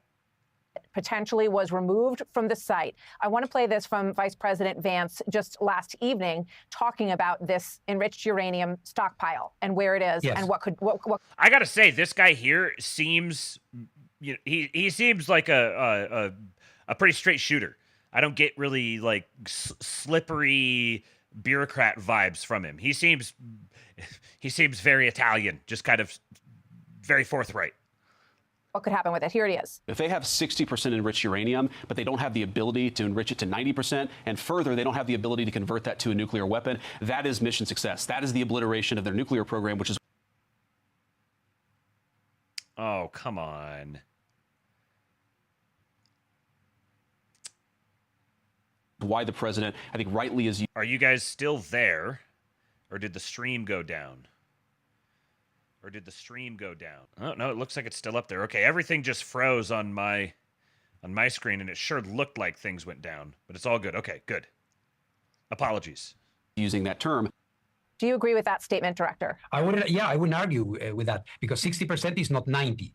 And but the thing that we need to ascertain with all certainty is whether there is a possibility that this could have been moved, and where is it. You know, my obligation is to account for every gram of uranium that exists in Iran and in any other country that is a party to the NPT. By the way, this is not a discriminatory approach against them. So I agree, the Vice President is right in his assessment from the perspective of the United States of America. He's talking about a military mission and the criteria for success. This is, I respect that, but my job is a different one. All right, my job is to try to see where is this material, because Iran has an obligation to report and account for all the material that they have. And this is going to continue to be my work, because obviously there is a new situation. Given what you have seen from the sky, and understanding that you haven't been on the ground yet, how far back do you believe Iran's nuclear weapons program has been set by these strikes? Is it months? Is it years? Well, I think the nuclear program, the Iranian nuclear program, has been set back significantly. When you say years, and I don't know, what is your the metric that you want? Fenris says the guy is sitting in front of a 6-pointed logo with the UN wheat frond, same as the state flag of the USSR. Do not trust SAR. Yes, I'm not saying he's like a good guy or anything. I'm just saying that he, watching him in this environment here, I'm not getting like bullshitting vibes here. I'm getting that he's being honest with, you know, whatever perspective he's coming from. He's just shooting straight. But it's also interesting to think that this video is from yesterday. So the IAEA, this globalist sort of institution, this is what they're saying. While CNN and I don't know which other outlets picked it up. I think it was maybe the New York Times and Wall Street Journal. I can't remember which outlets picked it up, but a couple of other outlets picked it up along with CNN. This was a story. This was an intelligence community leak to a particular outlet that a couple of other outlets picked up, saying Iran's nuclear program was not actually, that wasn't as much damage as the administration claims, while the IAEA is totally contravening them. He's not like, I don't think he's responding to the allegations in this, but this is in the middle of this news cycle where they're discussing this issue here. And whoever the intelligence community leaker is, whatever perspective they're representing, and the media, the producers, and everyone involved in, and the editors and everyone that was involved in actually running this story, are not on the same page and are actually saying the exact opposite story as this big globalist institution. So I think one of the takeaways here, part of the reason I wanted to talk about this story today, is that one of the takeaways is there isn't like some sort of a coherent, united, anti-Trump sort of opposition. Lots of people are starting to kind of shift allegiances and shift sides, and there isn't this big unified voice chanting the exact same talking points. But a bunch of guys who are much closer to us, you would think, than, CNN or the New York Times or whatever, for whatever reason, decided to pick up that one weird little niche talking point. Very odd. To apply. Now, I don't know, we have to see what they want to do. Are they going to reconstruct what they had? And let's not forget, there are so many interactions here, Martha. If, for example, there is a resumption, as I hope personally, of the negotiation with Ambassador Witkoff, where there was an idea that Iran would not be enriching and would perhaps be part of an international consortium. I mean, there were very interesting ideas that were being floated. This is not my thing. This is for the negotiation that is going to take place, I hope, again, as it was, and we would only need to verify it. But it is clear that there is one Iran before June 13, nuclear Iran, and one now, and it's night and day. Thank you very much, Director Rafael Grassi. This is pretty comprehensive. So we've gotten the I don't know, what is it? The official globalist agency report is night and day. Iran before, Iran after, completely night and day. Israel themselves have said this. Israel themselves have said, yes, it was a comprehensive success. It's been completely destroyed. Which is kind of odd. Like, what? You would think that they would be the first ones to be saying, no, it actually didn't work at all. Look, here's this loose end we have to go chase down, and you keep the whole thing going. Obviously, there's still plenty of possibility for that to happen. I'm just observing that it hasn't happened yet. So this is a good post here from a guy posting online as Harold Finch with a picture of Harold Finch. So take with a grain of salt. He's either just I don't know, kind of autistic and interested in this stuff and likes posting about it, and picked an anonymous, a rather what's the auspicious anonymous or pseudonymous account to post under, and or this is, we're getting some sort of intelligence agency or some sort of intelligence interest perspective. Either way, just take it for what it is. He says, days ago, we were all looking at the pictures of Alfordo to ascertain how badly the site was damaged following the B-2 strike using MOPs or GBU-57s. The strike was clever. First 6 went through the air shafts, as evidenced by the before and after the ventilation shaft building being obliterated. Why is this important? A lot of the criticism of this strike was people doubting the GBU-57, even with repeated strikes to same impact point, could make it through the mountain. Spoiler, it did. But these 6 made it down the ventilation shaft without having to bore through the mountain, directly into the main hull where the centrifuges and other sensitive equipment were. Now about the other 6 impacts. The GBU-57 has enough power to go through 300 feet of hardened concrete or rock, meaning the first 3 would have broken apart the mountain and made it unstable, causing the mountain over the facility to be susceptible to collapse. The second 3 would have punched the rest of the way through these holes and also made it into the mail hull of Alfordo at the other end. The holes match the schematics and are at either end of the facility. So to sum it up, 9 of the 12 GBU-57 MOPs would have entered the Alfordo main hull nearly untouched when they detonated with full force. The other 3 would have been used to smash and disrupt the rock overhead, making a collapse likely. The overpressure from the 9 would have created the conditions favorable to collapse the site from the inside. There is subsidence, think landslide and shape changes, to the mountain near the GBU-57 aim points, suggesting the facility did indeed collapse. More, there is evidence of extreme fire and its aftermath in the commercial satellite after photos, shown as a gray-blue ash all over the mountain coming from the GBU-57 aim points, and this matches numerous videos and pictures taken by locals. There's photographic and video evidence that an intense fire inside the facility burned for up to 8 hours after the strike, shooting fire hundreds of feet into the air for hours.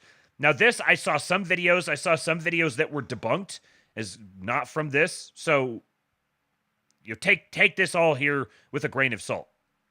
But I don't know for sure if those were, and I don't know if we would ever know. Like, all of this stuff is kind of, you're never going to know for sure. There's always going to be ways to come up with alternative stories and whatever, which is part of the reason why you get things like, QAnon and such things.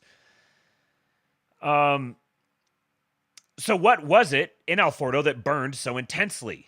The answer is in the reports.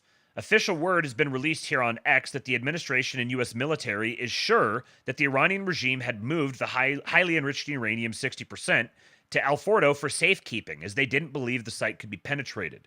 This is likely true given the facility had been under intelligence/surveillance/reconnaissance watch by ISR drones 24 hours a day, 7 days a week for months. So what was it that burned? The highly enriched uranium. I checked the material safety data sheet on uranium-235 powder, and here's what it says. Is uranium-235 flammable? Yes, powdered uranium-235 is flammable. Uranium metal powder is autopyrophoric and can burn spontaneously at room temperature in the presence of air, oxygen, and water.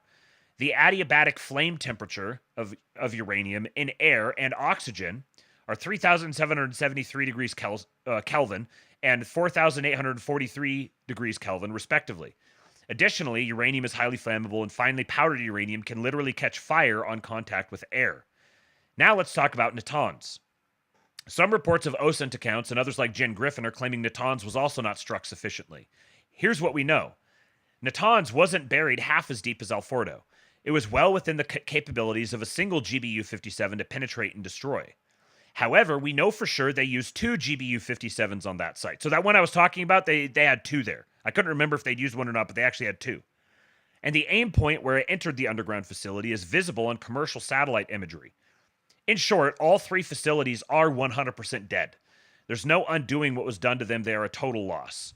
And there's strong circumstantial evidence the highly enriched uranium is also gone, having been the fuel that caused the intense fire at Alfordo. Another tell, Israel hasn't felt the need to revisit any of those sites with aircraft other than Alfordo for good measure. NATO is jubilant.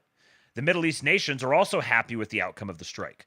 The reality is, if those sites survived even just partially, there's no way the reaction across the board would be this pleased with the outcome. The disinformation about the effectiveness of this strike is politically motivated, not supported by the data that is publicly available. And now think about the ISR data we don't have. The reason the White House and Pentagon are speaking with such certainty is because they are certain. Operation Midnight Hammer was a total success. And then he says, correction, GBU-57 can defeat 200 feet of hardened concrete or rock. Alfordo is 300 feet at the second 3 aim points, meaning the first 3 at those aim points would disrupt and destabilize the mountain there, and the following 3 at those aim points made it through the mountain with minimal efforts. 9 of the 12 GBU-57s made it inside the main hull at Alfordo and detonated with high-order detonation, followed by a massive and extremely hot, long-burning fire that consumed the facility. This was likely fueled by a large quantity of powdered 60% highly enriched uranium, which is highly flammable. Here's the photos. This is before, so you can see the ventilation shafts right here. There's 3 of them. Boop, boop, boop. And after. Look at the terrain around it. Look at the mountains around it. You can tell. Look at everything here. You could tell that it was flattened underneath it. And the 3 ventilation shafts perfectly line up with these 3 holes.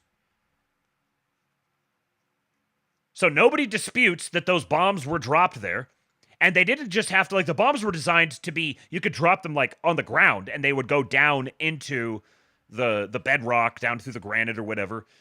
They didn't even have to do that. This was even easier for them, because they could drop them down these ventilation shafts.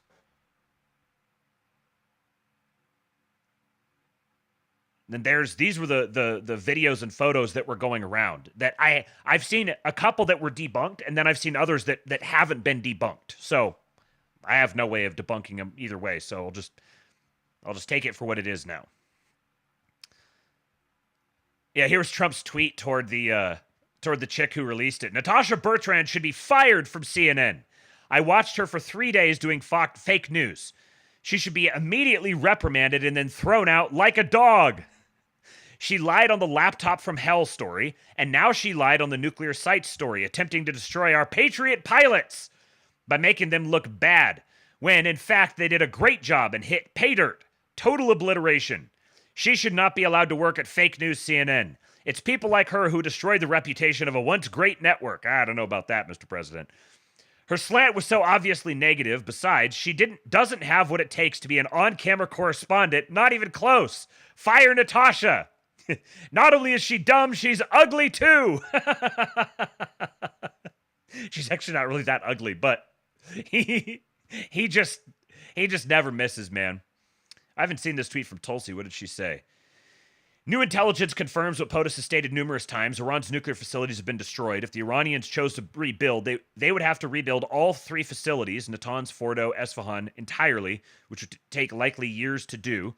The propaganda media has deployed their usual tactics, selectively released portions of illegally leaked classified intelligence assessments, intentionally leaving out the fact that the assessment was written with low confidence to try to undermine President Trump's decisive leadership, and the brave servicemen and women who flawlessly executed a truly historic mission to keep the American people safe and secure. Okay, continuing. Steve Witkoff is fired up now, and here is the language that they're... Now remember, Hegseth, some of the stuff Hegseth said, some of the stuff that the president has said, indicates, I think, they may know who this was, who actually leaked it. And honestly, it seems like it probably wouldn't be that hard.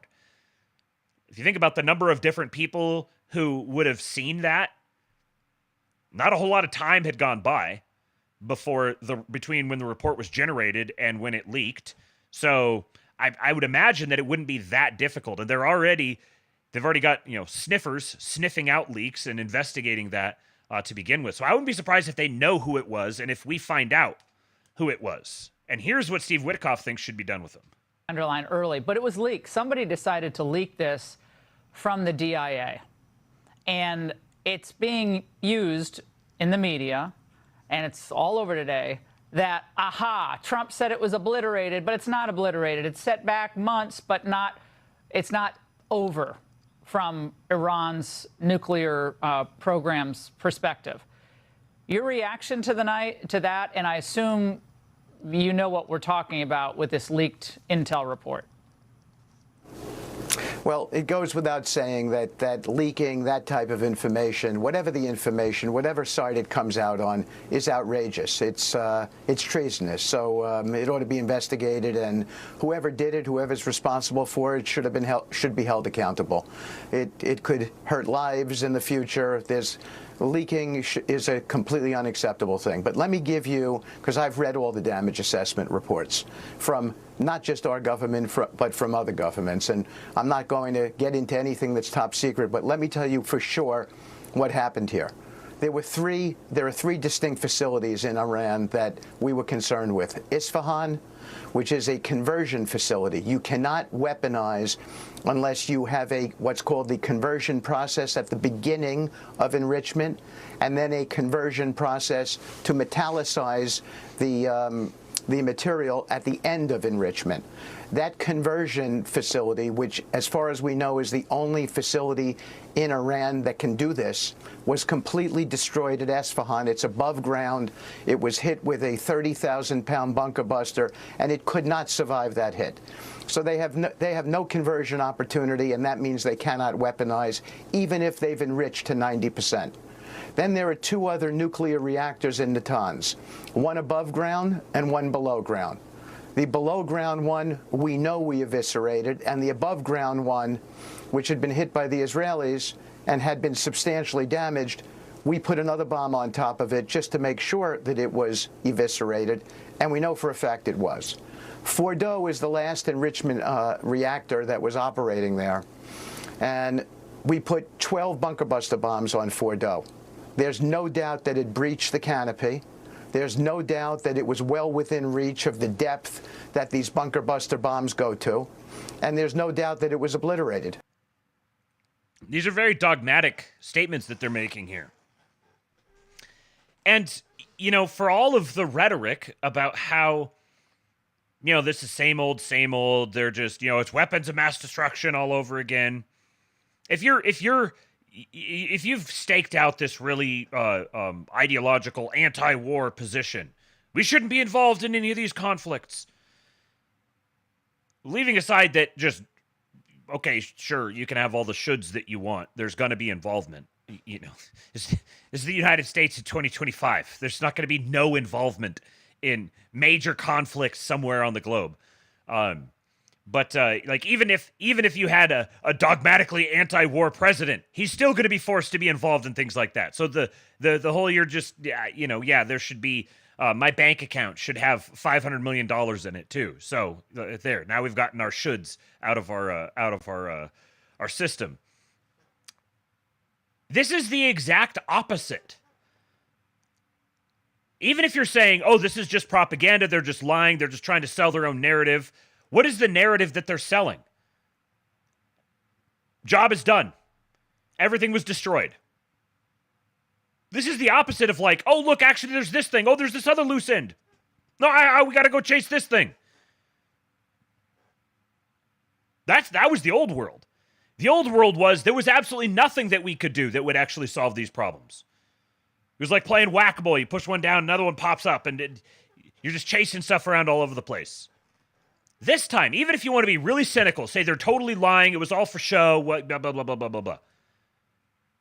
What are they lying and doing stuff for show? Toward what end are they doing that? They're doing it toward the end of, this problem is solved. It doesn't need to be dealt with anymore. We can move on. So if you're arguing against that, If you're saying, well, maybe he actually didn't even destroy anything. Like, have these people even begun to question, and then what? Whose interests does it serve to say, no, actually, it wasn't effective? It's like, it's the easiest neocon propaganda line of all time. And I'm watching a bunch of libertarians and groypers selling this line. And I am completely gobsmacked at it.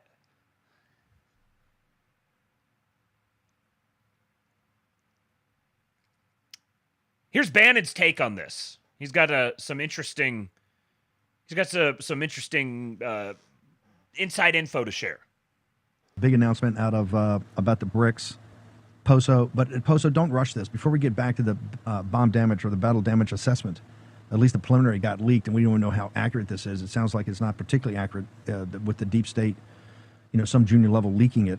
But tell me, don't rush through it, because this is quite controversial. There is a real sense of, I would say, non-cooperation, to be blunt about it, in the last 24 hours. Is it not, Mr. Posobiec? About President Trump putting together this ceasefire. One of the reasons you should know that people I talked to said President Trump put together the ceasefire was for the people of Israel. And what do I mean by that? Yesterday, I'm told, was one of the worst days, if not the worst day, in this entire 12-day war. They were getting hammered. They're running out of ammo. They miscalculated what the Persians would be able to hit them with. I understand in Tel Aviv yesterday it was quite horrific, and I'm not sure we've even got all the full reports of how horrific it was on Israeli citizens. President Trump took that into consideration in doing this with the Qataris. And now you're telling me there was limited cooperation with Netanyahu's government. In fact, President Trump went to bed understanding they had a package. They had a strike package, and President Trump said, as he said out there at the beginning of the show, we played it now in the morning and here, that he said, hey, you just can't go pound these people. We're going towards a ceasefire. And he thought he had an understanding by Netanyahu, and he gets up and they pounded him, and that's why he went ballistic. You're saying something that actually Radcliffe and Mossad, let's be blunt, have kind of a little bit been hand in glove, right, in this whole situation. And particularly on this kind of emergency, they got new information, and it's all coming from the CIA, which is different than what DNI had. So give the audience one more time. Take a deep breath, because this is big. You're saying that when they told them, hey, we're going to stand down here because President Trump's negotiating a ceasefire, the Mossad did not, they did not snap to attention and salute, sir?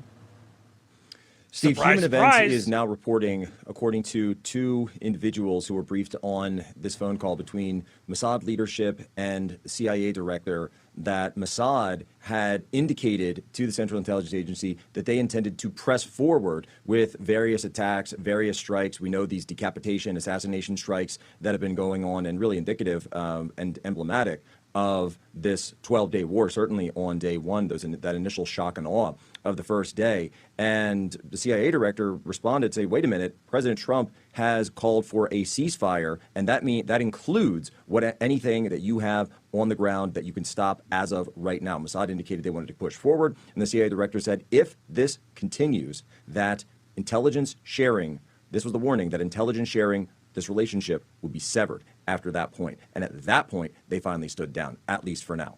So you're seeing this tension play out now, Steve, between our intelligence service and Israel's intelligence service, the same way you saw it between the prime minister and the president. A tense call, another tense call. Yeah, we're big believers in. The cracks continue. Okay, so here's the president talking about the back and forth between them. This clip's pretty funny. You saw that where 14 missiles were shot at us the other day. And they were very nice. They gave us warning. They said, we're going to shoot them. Is 1 o'clock okay? They said, it's fine. And everybody was emptied off the base, so they couldn't get hurt except for the gunners. They call them the gunners. And out of 14 high-end missiles that were shot at the base in Qatar, all 14, as you know, were shot down by our equipment. Amazing stuff. Amazing that they can do. It's like shooting a bullet with a bullet. It's the same thing if you think about it. If you think about it. 14 out of 14, and they weren't even that surprised. I said, do you do that well often? They say, we pretty much do, sir. The Ukraine crisis has also highlighted the urgency of rebuilding our You saw that where it's like scheduling a tea time. You got a 1 a.m. time slot available for launching missiles. Yeah, Nematoder says Bannon is a patriot. He plays the game to win for America. Yeah, I've got some pretty stark disagreements with Bannon on a number of things, but you got to remember, anybody who wants to shit talk the man went to federal prison. He went to prison for his president. So he has earned a tremendous amount of leeway. I think he's obviously a mouthpiece for other interests, but if anything, the fact that he's more transparently that way would if anything, make me feel better about him than other people who try to pretend that they're independent or something like that. I haven't seen Bannon on Tim Dillon. I need to watch that. Nematoder says he trusts harder than any of us. Yes, and he has he's always got like icons, or he's got lots of Christian imagery around him all the time. Okay, so here's the calling Trump daddy. I mean, we may do papers. This is the General Secretary of NATO, Mark Rutte. I mean, we may do papers on it, Marco. Maybe we're going to do papers. I don't even know if you need them. They're not going to be fighting each other. They've had it. They've had a big fight, like two kids in the schoolyard. You know, they fight like hell. You can't stop them. Let them fight for about 2-3 minutes. Then it's easy to stop them. And then Daddy has to sometimes use strong language. You have to use strong language. Every once in a while, you have to use a certain word. I think we have to join the House. The F word. So here, Mark Rutte, who's been like, I think the term is obsequious. The posture that he strikes whenever he's around Trump over the last several months, at least, he is basically slobbing on his toenails constantly. So Daddy is home. Yes, as the as the shirt says. Can I get it up there? There it is. Daddy's home. Yeah, liberal amounts of glazing. That's right. And so now, and this clip, watch Rubio in the background on this one, when the reporter asks Trump about that. I'm a white guy, and I'm ready to kill. Thanks. Well, thanks to you, Mr. David H., the $10 tip. Patriot, David H. Thank you for contributing to the fund. Reminder to those of you who are watching, we're doing great with the viewers on Kick today. We just dropped down to 76, of course, right when I say something. We've been up in the 80s for a little bit. We have currently got 57 watching over on YouTube. Please, if you are watching there, join the live chat over on Kick. That's where everyone is having a grand old time, chatting away. Please do. The more people I get on Kick, the more I get paid just to stream. I just need the viewers. Got to get those viewers up over on Kick. So I appreciate you showing up to watch. If you're on YouTube, the link is pinned in the chat. You can download the Kick app and just go to Kingpilled, or you can go to kick.com/Kingpilled. Come join the party. Talk some, to those of you who are in the Kick chat over here, talk some shit to the people on YouTube, and I'll pass your message over. From Sky News. Watch Rubio. Mark Rutte, the NATO chief, who is your friend, he called you daddy earlier. Do you regard your NATO allies as kind of children? No, he likes me. I think he likes me. If he doesn't, I'll let you know. I'll come back and I'll hit him hard, okay? No? He did it very affectionate. Daddy, you're my daddy. Do you regard your NATO allies, though, as kind of like children, and they're obviously listening to you and they're spending more, and you're obviously appreciative of that, but do you hope that actually they're going to be able to defend themselves, defend Europe on their own without... I think they need help a little bit at the beginning. And I think they need help a little bit. Rubio just busted a gut in the background, though. Is so good. It got him really good. Man, look at that beak right there. Woo-wee. Slutty Milk says she's going to call him daddy later. Yeah. Featherless Swings says YouTube is the public pool. Oh, there you go. That's some quality shit talking. Ski the Builder says joined Kick just for you, sir. Patriot. Award 50,000 Patriot points to my friend Ski the Builder. the keeper of the Patriot Points leaderboard, whoever you are, award those points to him. Spear B says some people watch on YouTube TV and chat only on phone because Kick has a chat-only node. Wit says Ruta has single-handedly gotten the European countries to increase defense spending on U.S. military-industrial complex companies. Right. All of this defense spending that's going to happen in Europe, a huge amount of that is going to go straight into American pockets.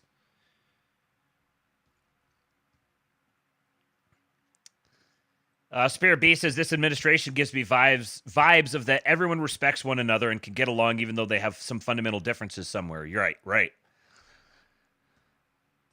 Okay. What's up, Gaga? I see Gaga in the chat. Good to see you. My beloved mother-in-law.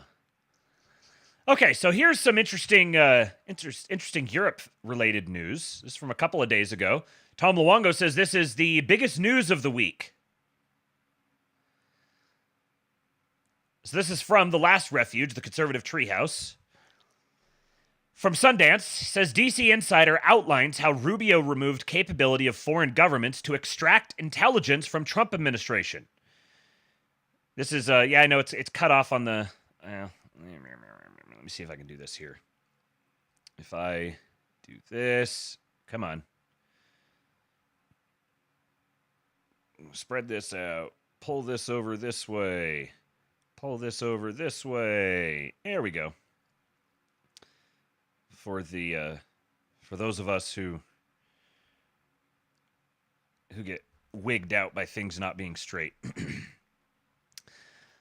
This is an interesting insight when overlaid with what you know about foreign government and their influence operations within U.S. politics. Michael Doran is director of the Hudson Institute's Center for Peace and Security in the Middle East. As a professional political insider, this consulting business model is partly based on the currency of access to key policymakers, staff, and advisor. In this podcast with Barry Weiss, the discussion is about Israel and the attack on Iran. Both Weiss and Doran are aligned with the interests of Israel and very supportive. However, in describing President Trump's position toward Israel and Benjamin Netanyahu, there's an interesting moment when Doran explains how foreign governments lost access and influence, essentially when spying became more difficult. In part, Secretary of State and National Security Advisor Marco Rubio restructured the National Security Council, and when he did that, quote, Europeans and those in the Middle East lost their ability to, quote, plug into their contact sources. The, quote, cultivated sources they used were no longer in place. It's only about a minute on that aspect, but revealing when you consider influence operations and the push to war. So he's been looking for that cohort of staffers who will be his people and keep his secrets and help him think through the problems the way he wants to do. And so to get that cohort of staffers that he can trust, he has turned to Sergio Gore and the libertarians, but these people have their own ideas. They're just not Donald Trump's. And so it's very hard, if you're looking at it from the outside, to figure out what he's trying to do. One more thing here, Barry. Because of the distrust of everyone, he's kept all of the most sensitive things very tightly held.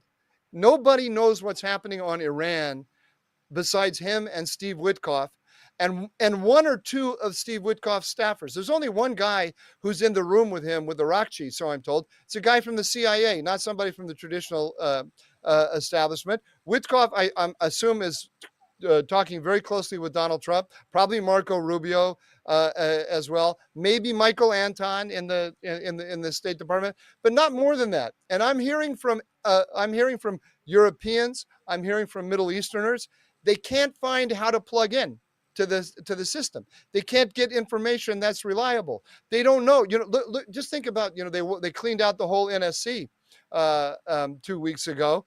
Think about, you've been you're a foreign government, you've been cultivating relationships in the NSC, and all of a sudden they're gone. So who do I call? The Israelis for a while were working with Morgan Ortagus. One day she's helping them with Lebanon. Remember that? Remember the chick that he had appointed as, I think she was supposed to be like an aide or an assistant to Witkoff.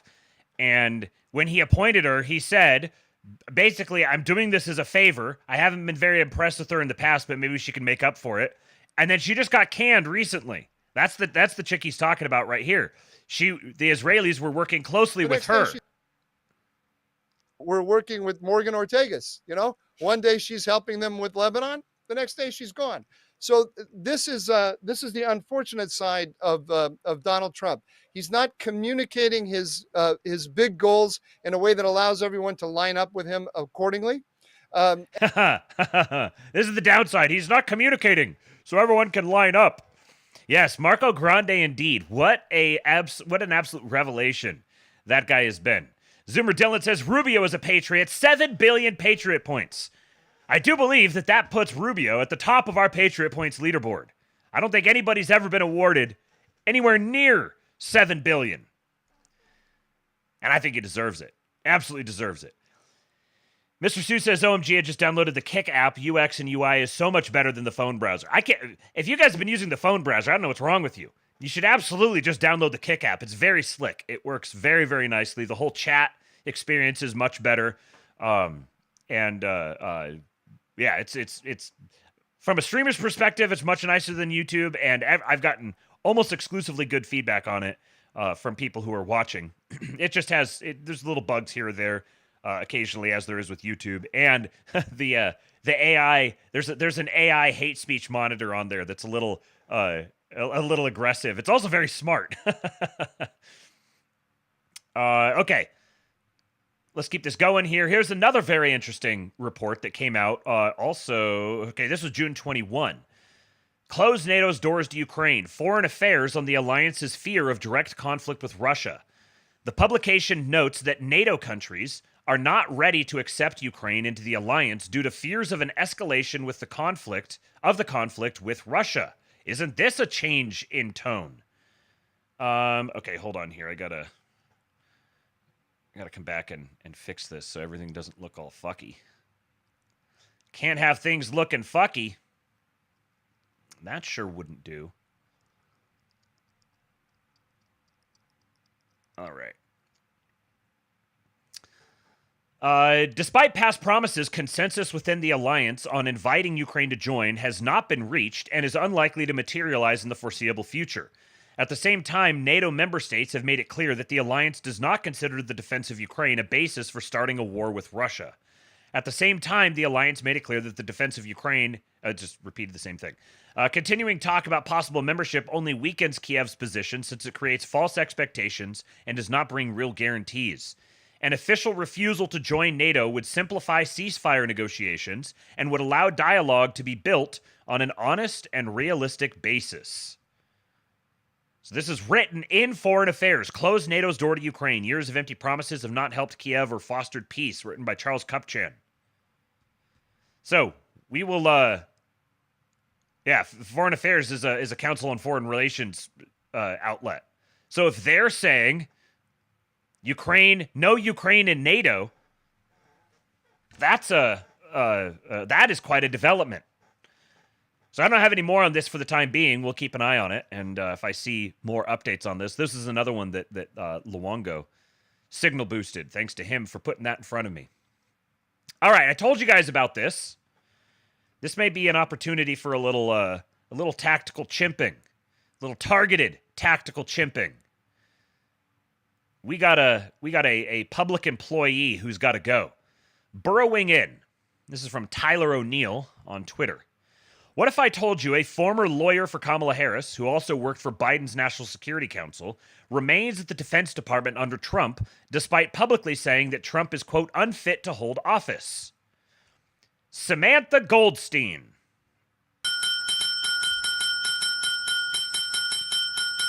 Because, of course, that's her name. Samantha Goldstein serves as Associate Deputy General Counsel at DOD. She interned with the NAACP Legal Defense Fund in 2016 and served as special counsel for then-Senator Kamala Harris in 2018. She burrowed into the bureaucracy in 2023. What is burrowing in?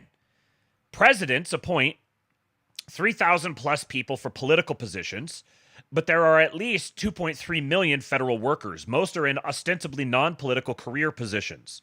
Burrowing in involves switching from a political to a career position. Goldstein switched roles at the Justice Department, taking a raise. Then President Biden tapped her for his National Security Council. In February, she moved to the Defense Department. Her work history may raise red flags, but she's also on record condemning Trump. In 2019, she wrote an op-ed with Walter Dellinger, the father of Hampton Dellinger, the guy who's been in the middle of one of these where the district judge issued some injunction saying that Trump can't fire him. I can't remember what role he's in, but he's another one of these deeply embedded never Trump type of people within one of the agencies. She wrote an op-ed with Walter Dellinger saying Trump is unfit to hold office. Now she's answering to him. They're citing this as the inevitable conclusion from the Mueller report's account of how Trump and his campaign knew of, benefited from, welcomed, and did nothing to stop the Russian assault. While many civil servants work for any president, and a Rasmussen poll found that 75% of DC-based federal employees making $75K plus per year who voted for Harris said they wouldn't follow a lawful Trump order if they thought it bad policy. There's a clip here from Bannon talking about that. I'm going to keep it going because I still got a lot to get to here today. Goldstein is far from alone. Many Biden political appointees have taken career positions in the executive branch. Here's my first piece in the series covering this. He's got a link to that piece. Who are the Biden political appointees who burrowed into the federal bureaucracy? The list includes a former White House Environmental Justice Advisory Council member, former USAID staff, and immigration lawyers. Lucian Sikorsky, a former advisor for Adam Schiff during Russiagate, burrowed into the FAA, where it seems he still has a job. And he's got a thread about that. I don't have concrete evidence showing that Samantha Goldstein has worked to oppose Trump from within. I just remember how the deep state fought Trump in the first term, and I'm raising concerns. Goldstein could be a great public servant, but her op-ed raises questions. I would say so. I asked Samantha Goldstein how she'd respond to concerns about her history, and she responded by deleting her LinkedIn account. Read the full story below. There's an article here there's a link here to the article in the Daily Signal about her. So, this is a person to keep an eye on. A very memorable name, fortunately, and could become cause for some tactical chimping to test out some of our powers and give her the old heave-ho. And, relatedly, here is this story. This is a U.S. State Department visa specialist. Yet another guy caught by Patriot James O'Keefe. Does it offend you that I work at the State Department or anything like that? I work for the Office of the Legal Advisor. Okay. Visa adjudications, basically. So issuances and refusals. Sometimes I do say it to cab drivers that are from, like, Hispanic descent. Yeah. I'm like, don't talk to the police, you know? I'm just saying, like, don't admit the truth. James O'Keefe. That's so good. If you want a loophole, keep your mouth shut. The one group of people that I'm not a huge fan of, Yemeni people. Really? I hate them with a passion. They're such awful people in the application process. In the application process. They are They're the not most easy to deal conniving with. group of folks next to Indians, of Bangladeshi people. A lot of the State Department filled with Jewish people. Terrible Jewish people too. Like really garbage people. White people? Okay. It's really what it comes down to. It's a culture of hatred, ultimately, and it's a culture of dominance. I'm not going to allow that anymore. I'm going to create our own canary mission. Yeah. We'll fight fire with fire. Yeah. How do you feel about it? I don't like. I would love for him to be dragged out of the building with his hair plugged. Referring to I Elon. love that. And lynched on the street. Arslan Akhtar, a visa specialist from the U.S. State Department who reviews visa applications from foreigners, has been caught on our OMG hidden cameras saying he has told illegal immigrants, don't talk to the police and don't admit the truth. And if you want a loophole, keep your mouth shut. Arslan explains that his role as a visa specialist at the State Department is mainly to review rejected visas and make sure the State Department reverses rejected visas where he deems necessary. I work for the Office of the Legal Advisor. Okay. Visa adjudications, basically. So issuances and refusals. Yeah. We're trying to resolve really complicated issues in immigration law. We work with attorneys, and I'm basically reaching out to embassies and consulates and getting them to reverse incorrect decisions. Oh, nice. Reversing a lot of visa. Yeah. Visa specialists may give extra guidance or second opinions on rejected applicants' visas, which can be a gateway into the U.S. As ICE cracks down on government officials helping illegals dodge deportation, U.S. State Department official Arslan Akhtar admits on hidden camera he's doing exactly that. That sounds like a He Star Wars confesses name to me. coaching Hispanic illegal immigrants on how to avoid ICE, telling them don't talk to the police, don't admit the truth, keep your mouth shut. Sometimes I do say it to cab drivers that are from like Hispanic descent. Yeah. I'm like, don't talk to the police, you know. I'm just saying, like, don't admit the truth. Yeah. That is the ultimate loophole. Yeah. Always maintain your innocence. Don't give more information. Don't tell them what you did because you think being honest will help your case. It does not. Yeah. Exact opposite. In fact, that's all we're looking for. So that's like the biggest advice I have. If you want a loophole, keep your mouth shut. In the first meeting, the State Department official claimed the State Department is, quote, filled with terrible Jews, unquote, and, quote, garbage Jews. A lot of the State Department is filled with Jewish people. Terrible Jewish people, too. Like, really garbage people. These people are like colonists. These people are promoting genocide. These are real awful folks. And you know what the problem is? It's a cultural... You know, we got to deduct on one side of the account, but sometimes you got to add to the other side, you know? He's still got to go, but, you know, at least he can go with a slightly higher net deficit.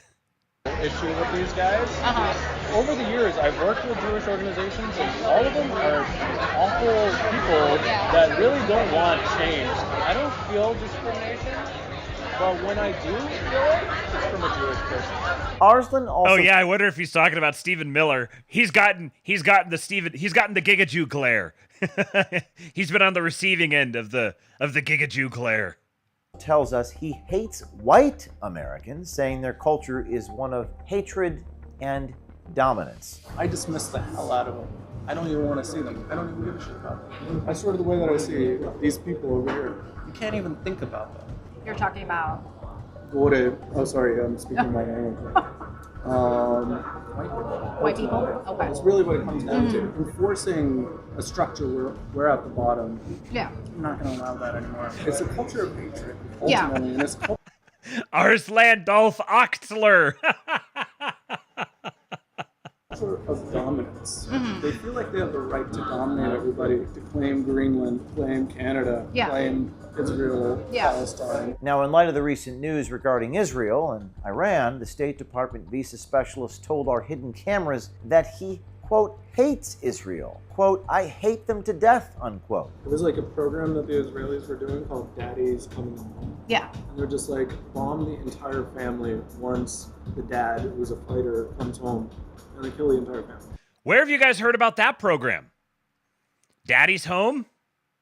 Being used to indiscriminately bomb entire families? Do you know why they don't use Daddy's Home anymore? Because of Palantir. Palantir was forced on them.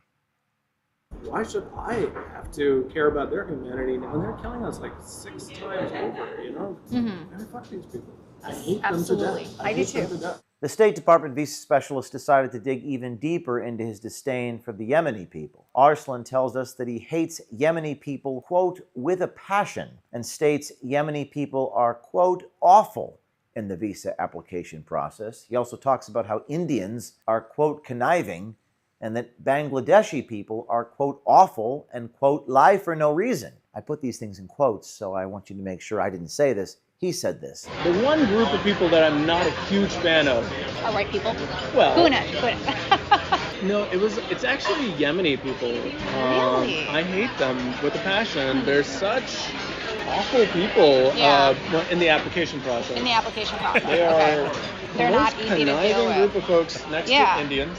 Of Bangladeshi people. They're awful. Mexican people are nice. And they don't try to lie for no reason like Bangladeshi people do. Or Arslan must have known he was saying too much, because at one point he even told our journalist, I don't want you to be a secret journalist. Don't run with the story. But that's exactly what we're doing. I don't want to you to become a journalist. I don't know if you're a secret journalist, basically. I don't want you to run with the story tomorrow. The markets are in chaos and just... Okay, anyways, you get the gist of the story here.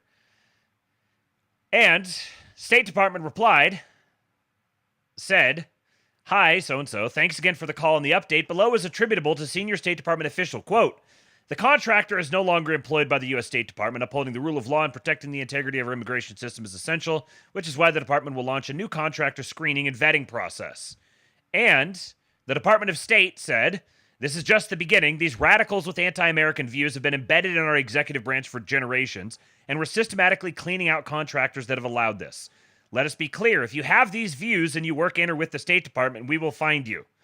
Now, where do you... I feel kind of like, I don't know. What is this? This is kind of like it's like a tie. You know, they say a tie is like kissing your sister. That's kind of how this feels. Because, like, on one hand, yeah, get this guy out of my country. And on the other hand, you know, maybe some of that's not too bad. Maybe it's good to have some of those views when you're in the State Department. Maybe, I don't know. This here, senior DOJ official suggested department tell courts, fuck you, and ignore orders, whistleblower says. Remember this guy here? We got to get a name for him. What is he? Emile Beauvais. Emile Beauvais, a senior Department of Justice official, suggested the department should tell courts, fuck you, and ignore their orders to carry out President Donald Trump's aggressive deportations, according to a whistleblower complaint by a former DOJ attorney. Filed by Erez Ruvani, a veteran DOJ attorney who was fired earlier this year, the whistleblower complaint alleges that department officials defied court orders and misled federal judges on several occasions. Reviewed and published by the New York Times, Ruvani's 27-page complaint, holy crap, was sent to lawmakers and the Justice Department Inspector General Tuesday on Ruvani's behalf by the Government Accountability Project. Trump last month nominated Beauvais to serve as a life tenured judge on the Philadelphia-based 3rd U.S. Circuit Court of Appeals. He's currently a top official in the Deputy Attorney General's office. Beauvais, who defended Trump when he was convicted of criminal charges over hush money paid to a porn star, is set to appear before the Senate Judiciary Committee Wednesday for a hearing over his nomination. This is, so that was apparently today. I haven't heard about it yet. I should go follow up on that and see what happened. Dick Durbin is upset. Ruvani stated that Beauvais and other DOJ and White House officials sought to defy federal court orders, quote, through lack of candor, deliberate delay, and disinformation over the course of 3 weeks in 3 separate cases. He further alleged that he witnessed instances of senior DOJ officials engaging in wrongdoing by ignoring court orders, presenting legal arguments with no basis in law, and misrepresenting facts presented before courts. One of those instances involved Trump's use of the Alien Enemies Act, an 18th century wartime law, to fly hundreds of people from the U.S. to a Salvadoran prison earlier this year. Ruvani alleged that before Trump officially invoked the AEA, Beauvais held a meeting with subordinates on March 14th to strategize how the government should respond to a potential court order blocking removals using the AEA. Beauvais, quote, stressed to all in attendance that the planes needed to take off no matter what, end quote, and used an expletive while suggesting that the DOJ should consider ignoring court orders during the meeting, according to the complaint. Ruvani alleged that Beauvais' suggestion to defy court orders left many subordinates, including himself, stunned. Quote, to Mr. Ruvani's knowledge, no one in DOJ leadership in any administration had ever suggested the Department of Justice could blatantly ignore court orders, especially with a fuck you, the complaint reads. A day later, Trump officially invoked the AEA, and the Trump administration carried out the removals to El Salvador despite a court order from U.S. District Court Judge James Boasberg that blocked such removals. And then this is mostly just following up, I think. Actually, here. Mr. Ruvani reasonably believes Ensign's statement to the court that he did not know whether AEA removals would take place in the next 24 or 48 hours was false. Ensign had been present in the previous day's meeting when Emile Beauvais stated clearly that one or more planes containing individuals subject to the AEA would be taking off over the weekend no matter what. So, yeah, okay. Yeah, this guy. Another one of my favorite people who's been a recurring character in this episode of the Trump show. And if we could get him on the Court of Appeals, lifetime appointment, oh, What is he? What are we? Oh, Giga Lurch? Ah, Giga Lurch. That's not bad. Nosferatu. Yeah. We got a Giga Lurch. We also have a Giga Lurch in the chat. Gorgamel. Gigamel. Giga. Yeah. I give up. Nosferatu. Yeah. Yeah, very much Nosferatu. Fun little quirk of the John Birch Society website. If you click the link, La Sociedad John Birch, you're redirected to the ICE website and your IP is recorded. Patriots at the John Birch Society. And this is a story I had the other day. I won't read through the whole thing, but we'll just hit the headline. A meat packer in Nebraska has developed a, quote, novel pitch to attract more American workers. Competitive pay, predictable shift scheduling, and better workplace ergonomics. This is posted in the Wall Street Journal.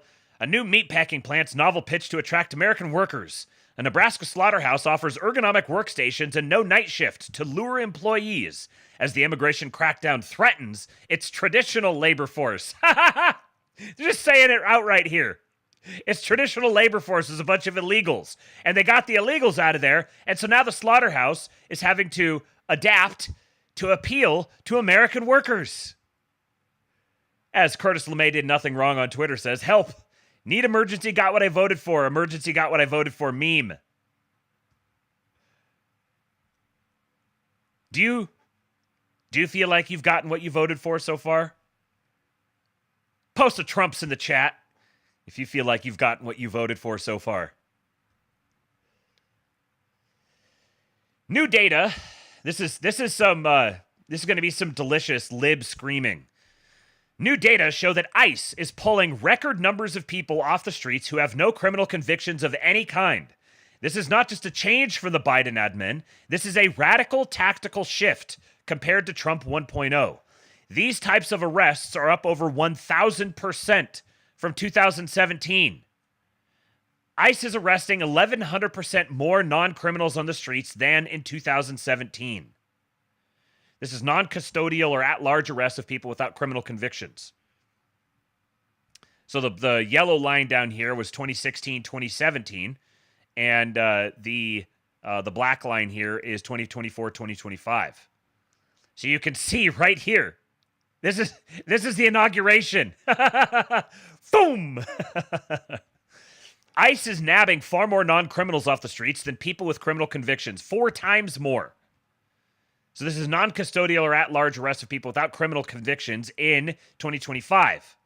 Yellow line being the people with a conviction. Black line is people with no conviction.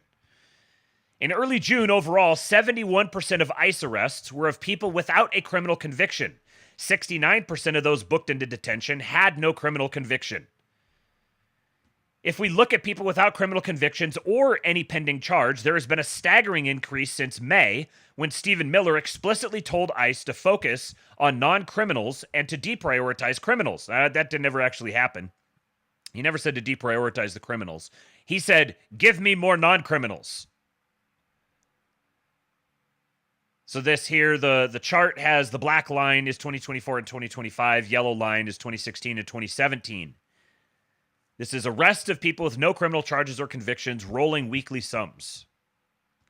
For the first time ever, ICE is holding nearly 12,000 people who have no criminal convictions or criminal charges in squalid, overcrowded deportation centers. This is immigrants in detention with no criminal convictions or charges, which has grown 1,300% since January, up to 12,000. More new data allows us to look at who ICE is booking into its facilities in early June by type of crime. Less than 6% had a violent criminal conviction. Every DHS official claims this is who they are targeting. Yes, 100% of them are criminals by definition. Got what I voted for again award. But I thought that they weren't doing anything. I thought mass deportations was off the table. I thought we were lied to. We weren't getting any mass deportations. Huh, I guess everyone who told me that must have been a lying piece of shit. We got a gigagrug. Mr. Tom Homan. He speaks but one little sentence in this video. But oh boy, is it going to get your giblies tingling. So, the president signed an executive order just this week threatening to defund sanctuary cities for their policies. Why not just arrest the leaders who are harboring and shielding illegal aliens, actually terrorists, from deportation? Wait to see what's coming.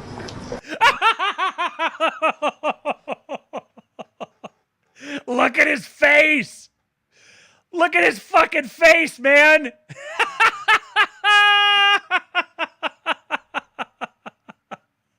I'll play it again.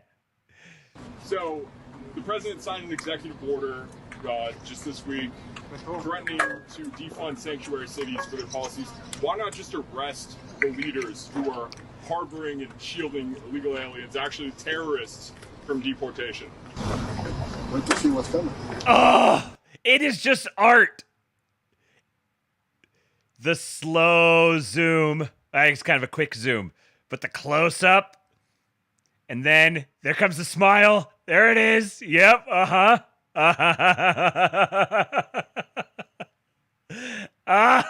smile on his face. Oh, I love this frickin' guy, man. And Stephen Miller is just, he's so single-minded. The commentary about New York City Democrats nominating an anarchist socialist for mayor omits one point. He's doing the thing where it's like, so many of our guys have tweeted stuff like this, where I even said something like, the most important thing about the Iran-Israel conflict is that there's tens of millions of people in our country and they're all going to go. He's doing it. The commentary about New York City Democrats nominating an anarchist socialist for mayor omits one point: how unchecked migration fundamentally remade the New York City electorate. Democrats change politics by changing voters. That's how you turn a city that defined U.S. dominance into what it is now. Defined U.S. dominance. It doesn't matter what the subject is. Stephen Miller is going to figure out how to make a point about how they've all got to go. They all got to go back.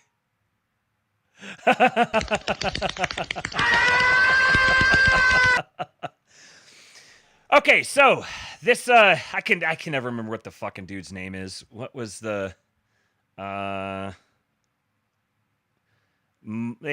Star Wars name guy? I don't care. We're just gonna talk about him. Star Wars name guy. So this is the guy that there was the video that I think was it Surf that made the video of him where he like steps out and says, "I'm Zordon Mom Johnny," or whatever his name is, and then the train goes across him. This is the same guy. The background of this here is he in the Democratic primary for the mayor of New York City, he won. He beat out Andrew Cuomo. And so the election is now going to be between him and, basically it's going to be between him and Eric Adams, the incumbent, who's running as an independent. And I think that we're starting to see we're starting to see some moves, I would say, on the within the Democrats. They're obviously starting to fracture and break apart here, and this is going to be a fairly significant election. I think even if Eric Adams wins, which there's the possibility that he will, we're starting to see the direction that one wing of the party is developing into, and the sorts of things that the party is going to be breaking apart around. But when I was listening to Asmongold this morning talking about it, Asmongold was like, I would have voted for this guy if I was in New York City. He's like, I think he's an idiot. I totally disagree with everything that he stands for. I think his policies are all terrible. But he's running against Andrew Cuomo, and fuck Andrew Cuomo. Give me the chaos candidate. That was his take. And I think the reason he's been elected, I think, has very little to do with his actual policies. So there's like the things that he's actually talking about, what he wants to do. Then there's like his background, where he came from. He's obviously a stooge. Like, he's obviously a cutout. This is the same, like, this is like the Obama same playbook. But Lulu here, who I've played here on the show before, she's a PR specialist. She said, it sounds so basic, but he's too likable to lose. Friendly demeanor, smiles with his eyes, seems earnest. Being liked outweighs policies, experience, nonsensical plans. I just have a good feeling about that person, can override almost anything.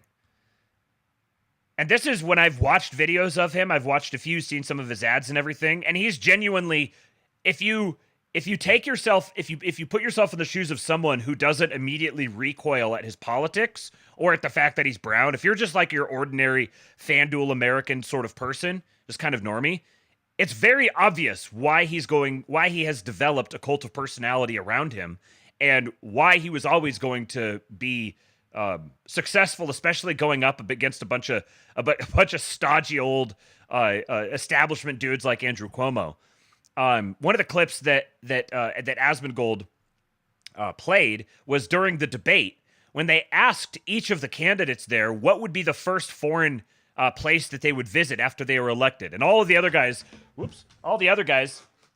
were just like, "Oh, I'd go to Israel. Oh, I can't go to Israel. I can't wait to go to Israel. Israel is just such a great, wonderful place, and it's just our greatest ally. It's the most wonderful, and also I go to Ukraine, just our two strongest allies who are fighting against the global war on terror." And he was like, I would stay here. He's like, I'm happy to have my Jewish constituents and I'll see them at the synagogue or whatever, but I'm going to stay here and I'm going to work for my people. And the moderator followed up and was like, would you go to Israel? Do you support there being a Jewish state? In a fucking debate about the New York City mayor. So Asmongold was playing that and was just like losing his shit. But I can see why this guy has appealed to the people that he has, because he genuinely is quite charismatic and likable. And so to quote the words of a famous New Yorker, allow me to reintroduce myself. I was born in Kampala, Uganda, in East Africa. I was given my middle name Kwame by my father, who named me after the first Prime Minister of Ghana.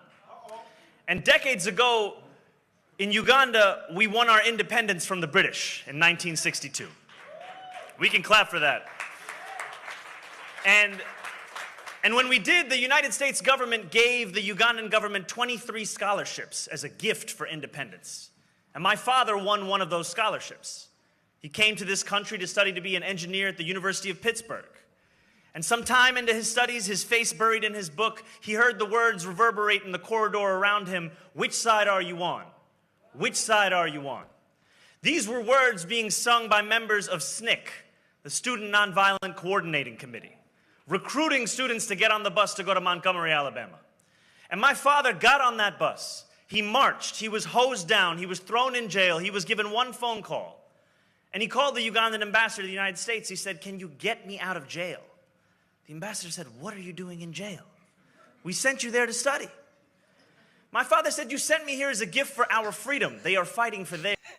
Jason Miranchuk, he says, build a SAR is a thing that needs to be talked about. Holy shit. Jason Miranchuk with another banger, folks. Build a SAR. You're going to hear more about that in the future. I guarantee it. It's so obvious that this guy is an intelligence asset. It's just dripping all over him. But the reason I'm playing this is because he's a contender. This guy's the real deal. He's going to appeal to a lot of people just simply on the basis, like leaving aside anything he's talking about, just on the basis of his ability to communicate and his charisma. And I've seen people are saying, oh, he doesn't have any charisma at all. If people think someone has charisma, they have charisma. That's kind of the definition of it. So if there's lots of people who say he's got charisma, then you could say, I don't think he has charisma at all. Okay, well, obviously he does, because lots of people say he does. That's how charisma works. The same. And so I was raised with this understanding that freedom and the fight for it is interconnected. And as I look across this city today, I am reminded that freedom is only worth as much as our ability to exercise it. Because we hear politicians of the past come on stages across this city, including this one, saying that they believe this is the greatest city in the world. But they do not answer the question that Dr. King posed decades ago. What good is having the right to sit at a lunch counter if you can't afford to buy a hamburger? What good is being the greatest city in the world if New Yorkers can't afford to live here? What good is it if our own people cannot afford their rent, their childcare, their groceries, even $2.90 for their Metro card. What good is that but making a museum of what once was in the city that we love? He could talk.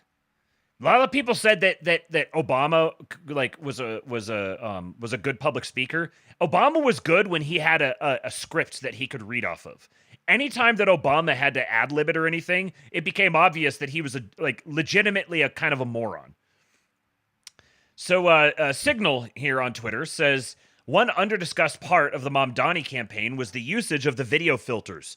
Every video uses the same soft, humanizing tone consistently. It crafted a world around him, an aesthetic, almost utopian one. Close shots, warm tones, delicate pacing. It framed him as the delivery vehicle for a better-feeling reality. It's beautifully cinematic. No surprise, his mom is a well-known filmmaker. This was vibe warfare, and he won. You have to understand how modern culture works in order to partake in it, no matter what your underlying mission is. Now imagine, put yourself in the shoes of just sort of like an ordinary, run-of-the-mill, non-ideological, generic American living in New York. You're a big lover of multiculturalism and diversity of thought and, yada, yada, yada, yada, yada. And you're probably a millennial, millennial Zoomer, something like that. Now, honestly, millennials and Zoomers there is more divergence with them. Imagine you're an older person. You're a, 50s, 60s, something like that. And, you've been programmed by your TV your whole life. And you see this presentation. भाइयों और बहनों, इस election में सिर्फ 20 दिन बचे हैं और चॉइस मेरे और एंड्रू कोमो के बीच में है. अगर आप and then compare that to Andrew Cuomo. Like this versus Andrew Cuomo. Bar election के बारे में जान रहे हैं तो ये है जो एंड्रू कोमो ऑफर कर रहा है. आज मेरे पास बिल्डिंगें हैं, प्रॉपर्टी है, बैंक बैलेंस है, बंगला है, गाड़ी है. क्या है तुम्हारे पास? आपकी वजह से हमने $8 मिलियन रेज किया है. 6 लाख से ज्यादा दरवाजे खटखटाए हैं और बस इतने करीब है इस शहर का पहला साउथ एशियन मेयर बनाने के लिए. पर बात ये नहीं है कि मैं क्या बनूंगा, बात ये है कि मैं क्या करूंगा हमारे कम्युनिटीज के लिए और हर एक न्यूयॉर्कर के लिए. मैं हमारे शहर को अफोर्डेबल बनाऊंगा. न्यूयॉर्कर्स मुश्किल से अफोर्ड कर रहे हैं रोटी, कपड़ा और मकान. मैं ये सब बदलने के लिए लड़ रहा हूँ. Rent free buses, universal child care और सस्ती ग्रोसरीज के जरिए. पर आपको एक सवाल पूछना चाहता हूँ, तुमने कभी किसी को वोट किया? कभी किसी को रैंक किया? देखो, यहाँ न्यूयॉर्क सिटी में हम रैंक चॉइस वोटिंग यूज करते हैं. इसका मतलब है कि सिर्फ एक कैंडिडेट को चूज करने के बजाय आप 5 कैंडिडेट्स तक को रैंक कर सकते हो अपनी पसंद के हिसाब से. सोचिए, ये 5 लस्सिया कैंडिडेट्स हैं और मैं ये वाला हूँ. ये सिस्टम ऐसे काम करता है. सबसे पहले first choice votes count. Like, you gotta understand, the average normie is like that isn't like plugged into politics all the time, that doesn't want to think about political things or whatever. This it's very TikTok paced, and he's very graphically oriented. This person down here says also noteworthy in every shot is he's tilting his head, a classic move that conveys interest and trust. There's the one video that Asmongold played where he's like all of my advisors have told me that I move my hands around too much while I'm talking. So in this one, I'm going to keep my hands in my pockets. He's like standing on the street. This one, I'm just going to keep my hands in my pockets. And then he's talking and doing his thing, and every once in a while he starts to pull his hand out, and there's a black, like, I don't know, like a city worker or something right there who like slaps the shit out of his hand. He's like, oh, and he puts his hands back in his pockets. He's very charismatic, very relatable. This is pretty sophisticated political vibe warfare. होते हैं. जिस candidate के vote सबसे कम होते हैं उसे हटा दिया जाता है. लेकिन अगर वो आपका पहला चॉइस था तो आपका वोट खत्म नहीं होता है, वो आपके नेक्स्ट चॉइस को चला जाता है. ये प्रोसेस तब तक चलता है जब तक किसी कैंडिडेट के पास आधे से ज्यादा वोट्स ना हो जाएंगे. आप जितने ज्यादा लोगों को रैंक करते हो उतनी ज्यादा आपकी बैलेट और आवाज में ताकत होती है. इसलिए मैं चाहता हूं कि आप मुझे, ज़ोहरान ममदानी को, अपने बैलेट पे पहले नंबर पे रैंक कीजिए. और सिर्फ मुझे नहीं, बाकी बैलेट भी जरूर भरना. ये 3 दूसरे कैंडिडेट्स हैं जिनको आप रैंक कीजिए. लेकिन एक बात याद रखना, एंड्रू कोमो को रैंक नहीं करना. उसका कैंपेन ट्रंप के डोनर्स के पैसों से चल रहा है. अगर वो जीता तो डीसी के साथ साथ NYC भी उनका होगा। विश्वास नहीं होता तो खुद उनसे सुनिए कि क्या होगा अगर Cuomo जीता तो। I mean, imagine trying to run a campaign for Andrew Cuomo and go up against this in New York City.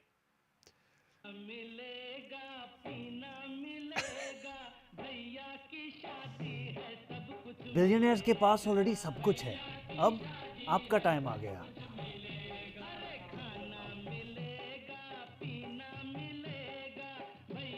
It's very, very clear that this dude was going to absolutely crush Cuomo. Now, what's interesting, I forgot to put this in here. David Sachs says, what to make of the New York mayoral race? Socialism beats neoliberalism in the new Democratic Party, just as nationalism beats neoconservatism in the new Republican Party. Those are your choices for the future. Globalism is on its way out. And I said, given that the two parties tend toward each other in terms of governance, due to the inevitable horse trading after staking out their respective rhetorical positions, it should be clear that our trajectory is toward a combination of the two. Perhaps we'll call it social nationalism. How about that? Social nationalism, does that work? So here's what's fascinating about how the voting went. There's a tremendous amount to learn from this. The low-income people in New York City voted en masse against the guy who promised to create government-run grocery stores and freeze the rent. So by median income under 50,000 voted for Cuomo plus 19. 50,000 to 100,000 was plus 6 for Mamdani, and over 100,000 was plus 13 for Mamdani. Now, a lot of people, the takeaway that a lot of people have had from this is, the poor people aren't attracted. Like he says here, the poor people aren't attracted to these sorts of government services things, and the rich people are like the rich people are doing this as like a fashion thing, essentially. It's like it's cool and fashionable among the 50 to 100,000 in New York City is not rich at all. Over 100,000 is barely even rich in New York City. But I suspect that this here, the under 50,000 going plus 19 to Cuomo, is not because under 50,000 the voters who make under 50,000 voted heavily for Cuomo. I think this is because Cuomo controls a lot of the vote fixing apparatuses there. And the people who are going to be represented on that, fake voters are largely probably going to be poor people because it's going to overlap heavily with government services. I think that's why this isn't that the under 50,000 earning people just like it doesn't resonate with them or whatever, but they voted for Cuomo instead. I think what we're seeing here is election fraud. That's the only reason that Cuomo was even close.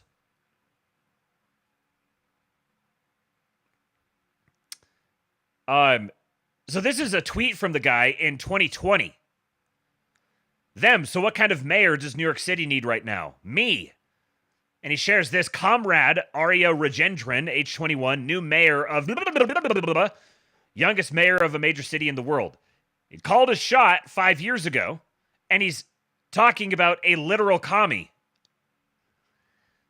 So Napoleon Bonaparte appreciator says Trump and Vance have the opportunity to do the funniest thing ever. The Communist Control Act of 1954.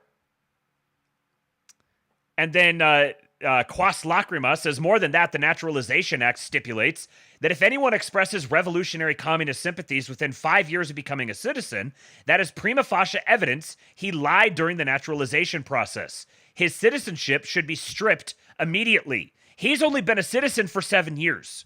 He became a citizen in 2018. He posted that in 2020. So there is absolutely a legal basis for stripping his citizenship. And Mr. Eric Prince weighs in. He says, if we're serious about defending the Republic, then this needs to happen. Citizenship is a privilege and not a right for every third world invader dragging demonstrably doomed paradigms with them. Tagged Christy Nome says, deport communists now from wherever they came. Deport the communists! Now we're frickin' talking!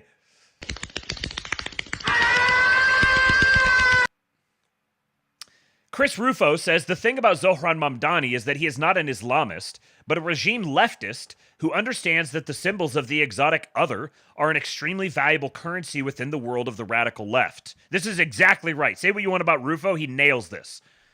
He was able to very skillfully combine the outward appearance of the third world oppressed with the inward politics of the average white DSA leftist. This is a very powerful formula, and Mamdani, like AOC, has the charisma to make it stick. Both shrewdly selected political districts in which this kind of politics is passable. I would say both had their political district shrewdly selected for them, but minor quibble. In which this kind of politics is possible, then use those as a mechanism for building the appearance and eventually the reality of a national movement. His ideas are utterly destructive, but his presentation is compelling. He was even able to make city-owned grocery stores, an idea plucked straight from the histories of third world communism, into a meme. If he wins the general election, America might be able to witness a real-time experiment in socialist economics. And Oren says, correct. Many conservatives end up obsessed with the nuances of ideology because they believe politics to be a marketplace of ideas. The left won't say it out loud, but their coalition is built on animosity towards America, with a specific focus on Christianity, masculinity, and European heritage. Islamism, Marxism, these are simply ideological scaffolds for that resentment. If another ideology enabled the power derived from their political machine, they would abandon their current beliefs for the new one. The machine runs on resentment and power. Absolutely correct. Bio-Leninism. N-word politics. Yeah. The N-word. Mr. Butt Poop. First Citizen said, I actually wonder if this guy was deliberately astroturfed to highlight the importance of shutting off the faucet of legal immigration. Well, whether he was or not, that's absolutely where that's going to come from. Which is why there is no putting this horse back in the stable.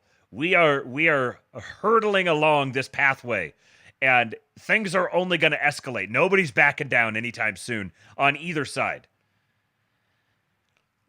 So, great thread here from Mr. Fugitive Caesar. We've got AOC has clearly entered her torta stage.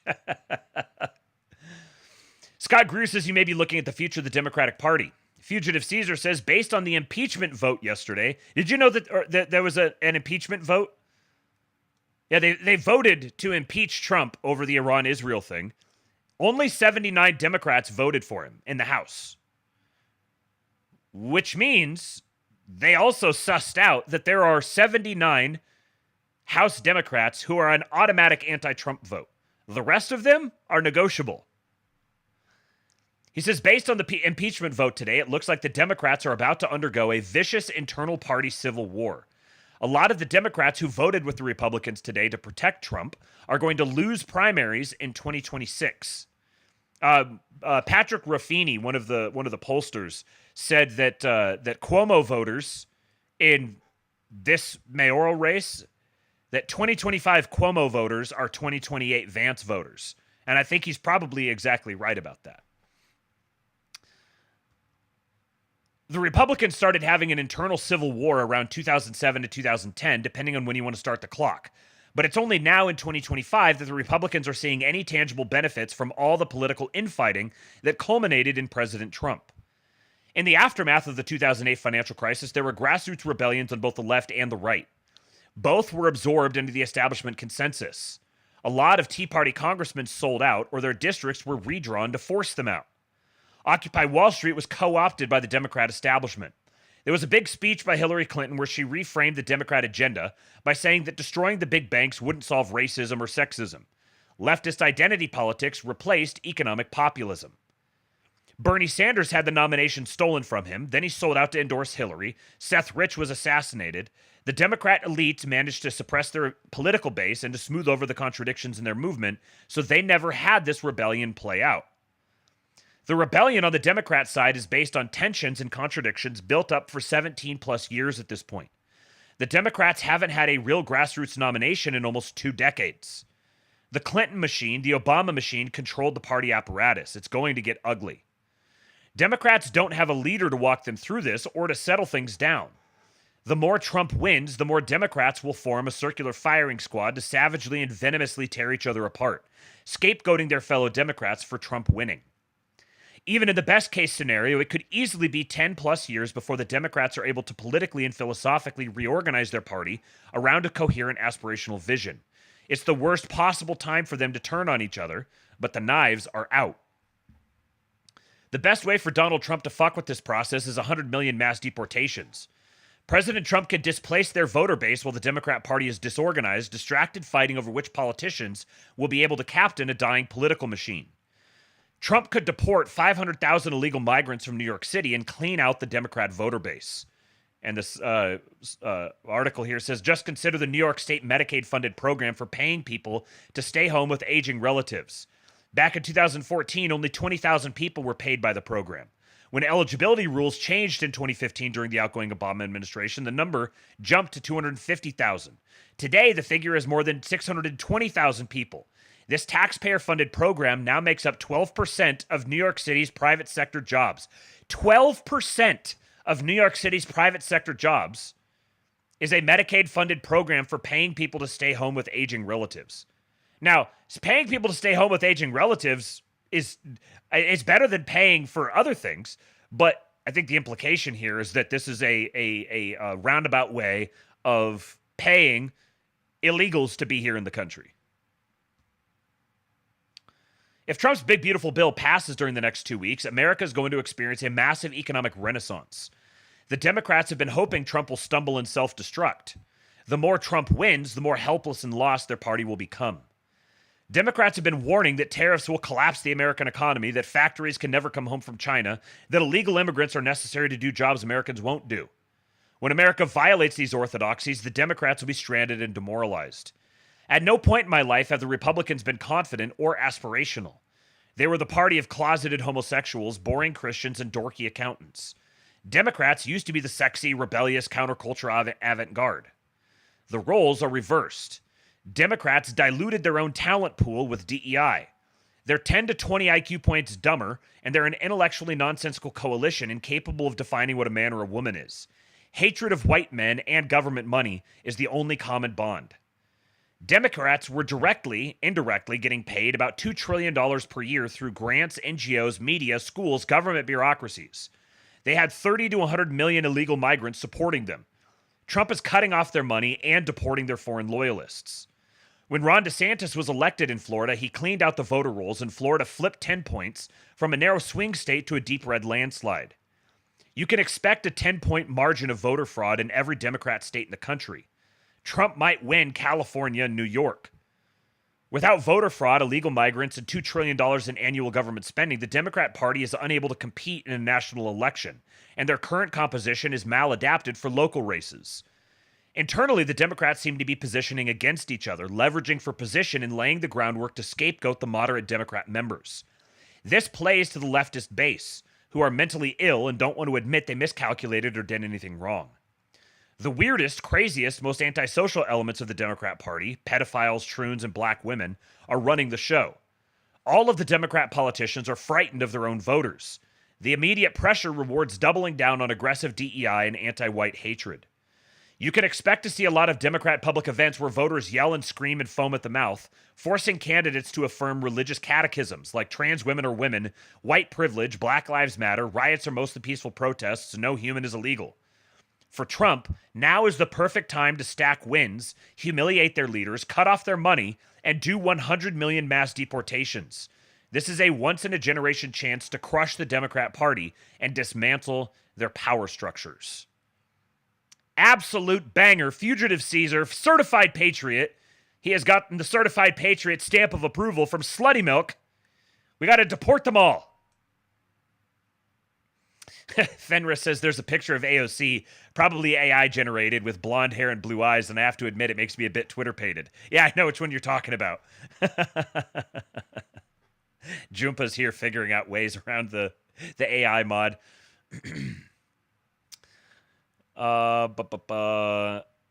First Citizen says prediction: Mayor Star Wars name is going to be the poster boy or the catalyst for denaturalization within the next 5 years. I think probably a pretty good prediction. She's abuelaizing. The meme of Latina women hitting the wall at 29 is undefeated. I still think that she absolutely had a baby. I think they hit it. Torta de porta. Okay, what's the last thing here? Oh, yes, this is a good point. To understand Zohran, you must understand this. This is an email from Peter Thiel, sent January 5, 2020, to Mark Zuckerberg. CC'd were Sheryl Sandberg, Mark Andreessen, Antonio Lucio, and Nick Clegg, regarding millennials. So this is Peter Thiel writing. There are many themes that could be developed more here. Let me make a few quick points for now. Nick, I certainly would not suggest that our policy should be to embrace millennial attitudes unreflectively. I would be the last person to advocate for socialism. But when 70% of millennials say they are pro-socialist, we need to do better than simply dismiss them by saying that they are stupid or entitled or brainwashed. We should try and understand why. And from the perspective of a broken generational compact, there seems to be a pretty straightforward answer to me. Namely, that when one has too much student debt, or if housing is too unaffordable, then one will have negative capital for a long time and or find it very hard to start accumulating capital in the form of real estate. And if one has no stake in the capitalist system, then one may well turn against it. That last point is crucial. If one has no stake in the capitalist system, then one may well turn against it. Which is not exactly a ringing endorsement of the capitalist system, I would add.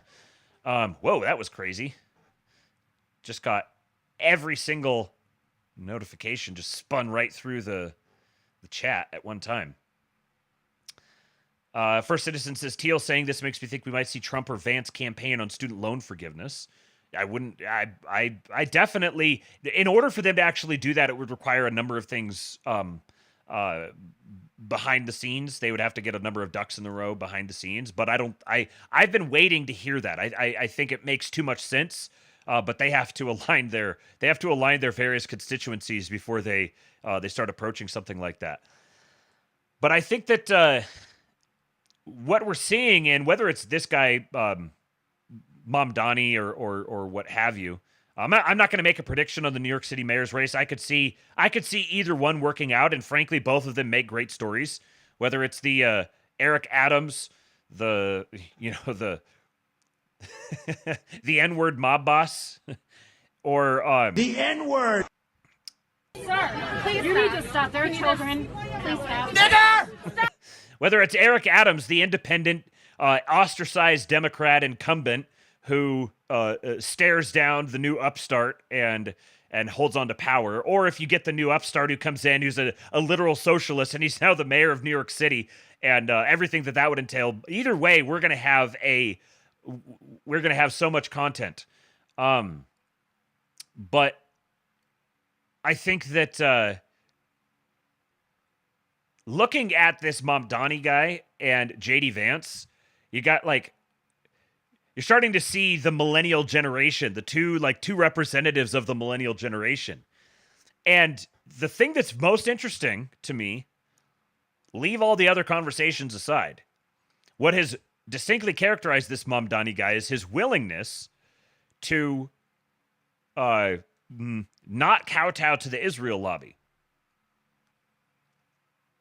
So the most radical ascendant Democrats are rabidly anti-Israel. The most rabid ascendant Republicans are also maybe not anti-Israel, but they're much less pro-Israel than their predecessors. The trajectory here is so obvious. 5 years from now, the Israel lobby is going to have a fraction of the power that it does today.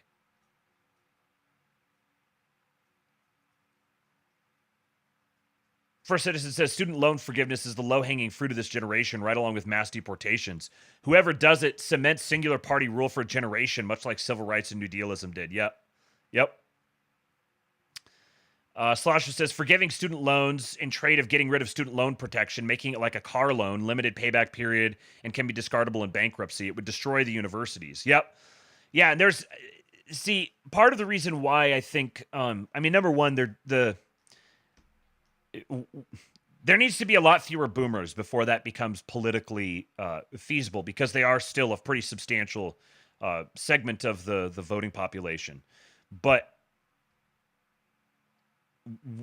what's going to happen over the remainder of Trump's term here is, and on the economic front with the reshoring of manufacturing, when Scott Bessent has been really cooking. He's kind of receded into the background a little bit, but it's good. It's good when Scott Bessent is in the background.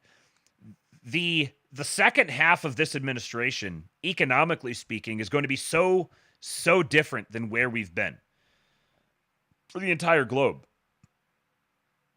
So the economic state of the world, of the country by 2028 is going to be very different, which is going to change the way those conversations happen.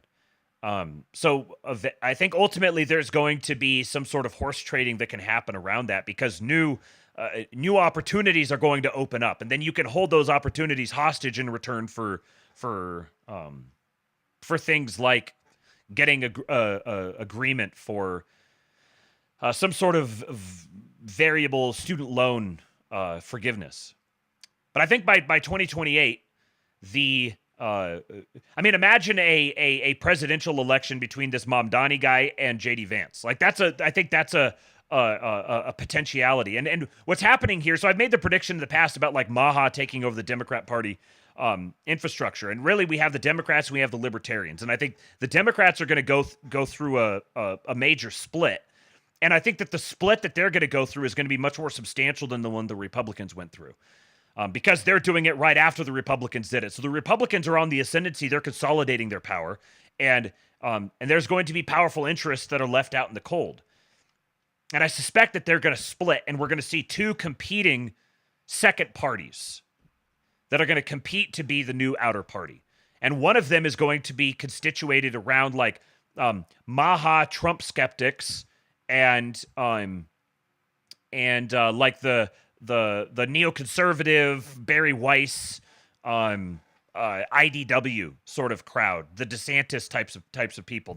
There's a kind of a natural constituency there that actually represents some pretty powerful interests that I think will probably make a run for the crown in its own right. And then you also have the crowd that he represents. And there's no way that you're going to get all of those interests to consolidate around each other's options. Because whatever that Maha IDW sort of crowd is, it's going to be very pro-Israel, obviously. Like, that's going to be where the heart of the pro-Israel focus goes. This would be my expectation, my prediction. And so then it's going to be a matter of which one is going to retain the Democrat Party name and infrastructure, and which one's going to have to split off and start their own thing. And I would suspect that the super radical DEI Star Wars names people, Jasmine Crockett, all of them, I suspect that they'll probably hold on to the Democrat Party name and institutions and apparatuses and everything. And it's going to be this other crowd, the Maha IDW sort of crowd, that is going to have to make a move in another direction. And the Libertarian Party is a pretty natural landing spot for them, because they can easily consider themselves libertarian, so they can adapt themselves into it. And there's infrastructure and stuff there already. They don't have to necessarily start something from scratch. And there's some incredibly powerful financial interests behind them. So that's kind of how I see at this point, by 2028, that's kind of how I see things shaking out. And then the Republicans are going to be like wholly united behind the whether it's Trump or JD. I still think that odds are very good that it's going to be Trump running for a third term. But he also may, depending on how much he accomplishes by then, he may be like, okay, you know, I've accomplished everything I set out to, and it's time for me to pass things on to my successor. Or on the flip side, still going strong, we're going to keep it going, and then we get 2 years or two terms, or maybe 3 terms of Vance after that. Now, of course, I'm making this prediction here in June 25, 2025. We've got 3.5 years until then, so there's lots of time in there for me to ultimately eat crow on that. and odds are probably good that that'll happen as well. I'm not completely married to that prediction, but that is how I see the state of play at this point. Straight Buster says, I've got some podcasts to keep an eye on for rising stars on the left. Do me a favor and drop those in the group chat. Be very curious to see which ones you're keeping track of. Lurch says, new Daddy's Home on White House X timeline. What does that mean? Let's take a look here real quick, and then I got to get out of here. White House.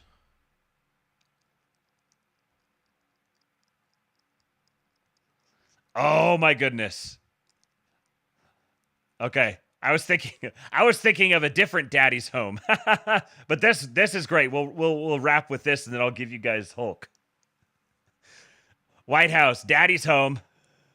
I just wanna get your attention. Hey girl. I really wanna be all up in your head. Yeah. Is it you say Daddy's home for me?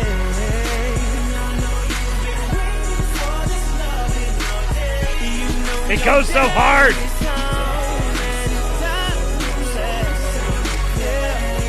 You ain't got to give my love away. Somebody say,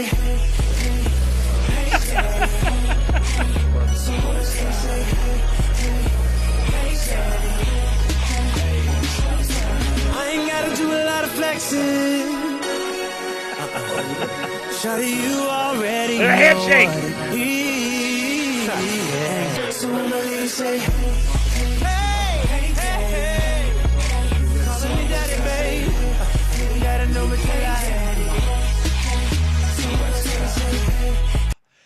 how fucking good does it feel to have propaganda targeted directly at you personally? I know now. I now know what it's like to have political propaganda being just conceived and produced and piped right into my eyes and ears. I'm loving it. Absolutely loving it. That was from the fucking White House Twitter account. At White House posted that. Yes, I want to be pandered to. Oh my goodness. What a timeline, man. We are going to fucking win. Thank you guys for showing up today for yet another banger LABE. Thank you for your contributions to my streamer salary. Thank you for the new subscribers, new followers. Viewership has been great. We've been up over 50. We even got up into the 80s on Kick for a while. Those of you who are still over on YouTube, thank you for watching. Please, in the future, please join. We still got 63 over there, so please, in the future, go over to Kick. Download the app. The app is the place to be. It's a much better experience than the YouTube app, and the chat's way more fun. Kick.com/Kingpilled is the link, or just just download the Kick app. Look for Kingpilled. I'm the only one there. Please follow. Please interact. Please leave a chat. The chat exists. It stays up and it runs constantly, even when I'm not streaming. So you can go over there and you can leave a chat anytime. I do have a goal for total followers. I'm at 232. I need to get to 250, and I need 250 individual chatters. We're pretty close to that. So just come leave a chat, say anything at any time of the day. Doesn't matter. Same with the Streamlabs link. If you want to support the show at any point, please do hit the Streamlabs link, tips.kingpilled.com. You can pay with a credit card or a debit card or a Venmo or PayPal. All that works. And I'll make sure it gets read out on the show tomorrow evening. Slutty Milk says, come to Kick or you mom big gay. Join the Kingpilled Discord, kingpilled.com, or you mom big gay. Do you want you mom be big gay? You know want you mom be big gay. So come watch on Kick and join the Kingpilled Discord. And tomorrow evening, it's Thursday evening, which means Network Armageddon Electric Boogaloo. We got a surprise for you guys. It is going to be a banger. Not just one, not just two, but potentially 3 guests. It's gonna be a good time. We're kind of changing the theme of what Network Armageddon Electric Boogaloo is going to be. So make sure you show up here tomorrow for that. Don't miss it. You'll be sad if you do. Make sure you go subscribe to Mirror Chuck now as well. Go let the people know. And I will be back here tomorrow for Network Armageddon Electra Boogaloo. For now, I leave you with Hulk. When they took a shot at my hero, and they tried to kill the next president of the United States, enough was enough!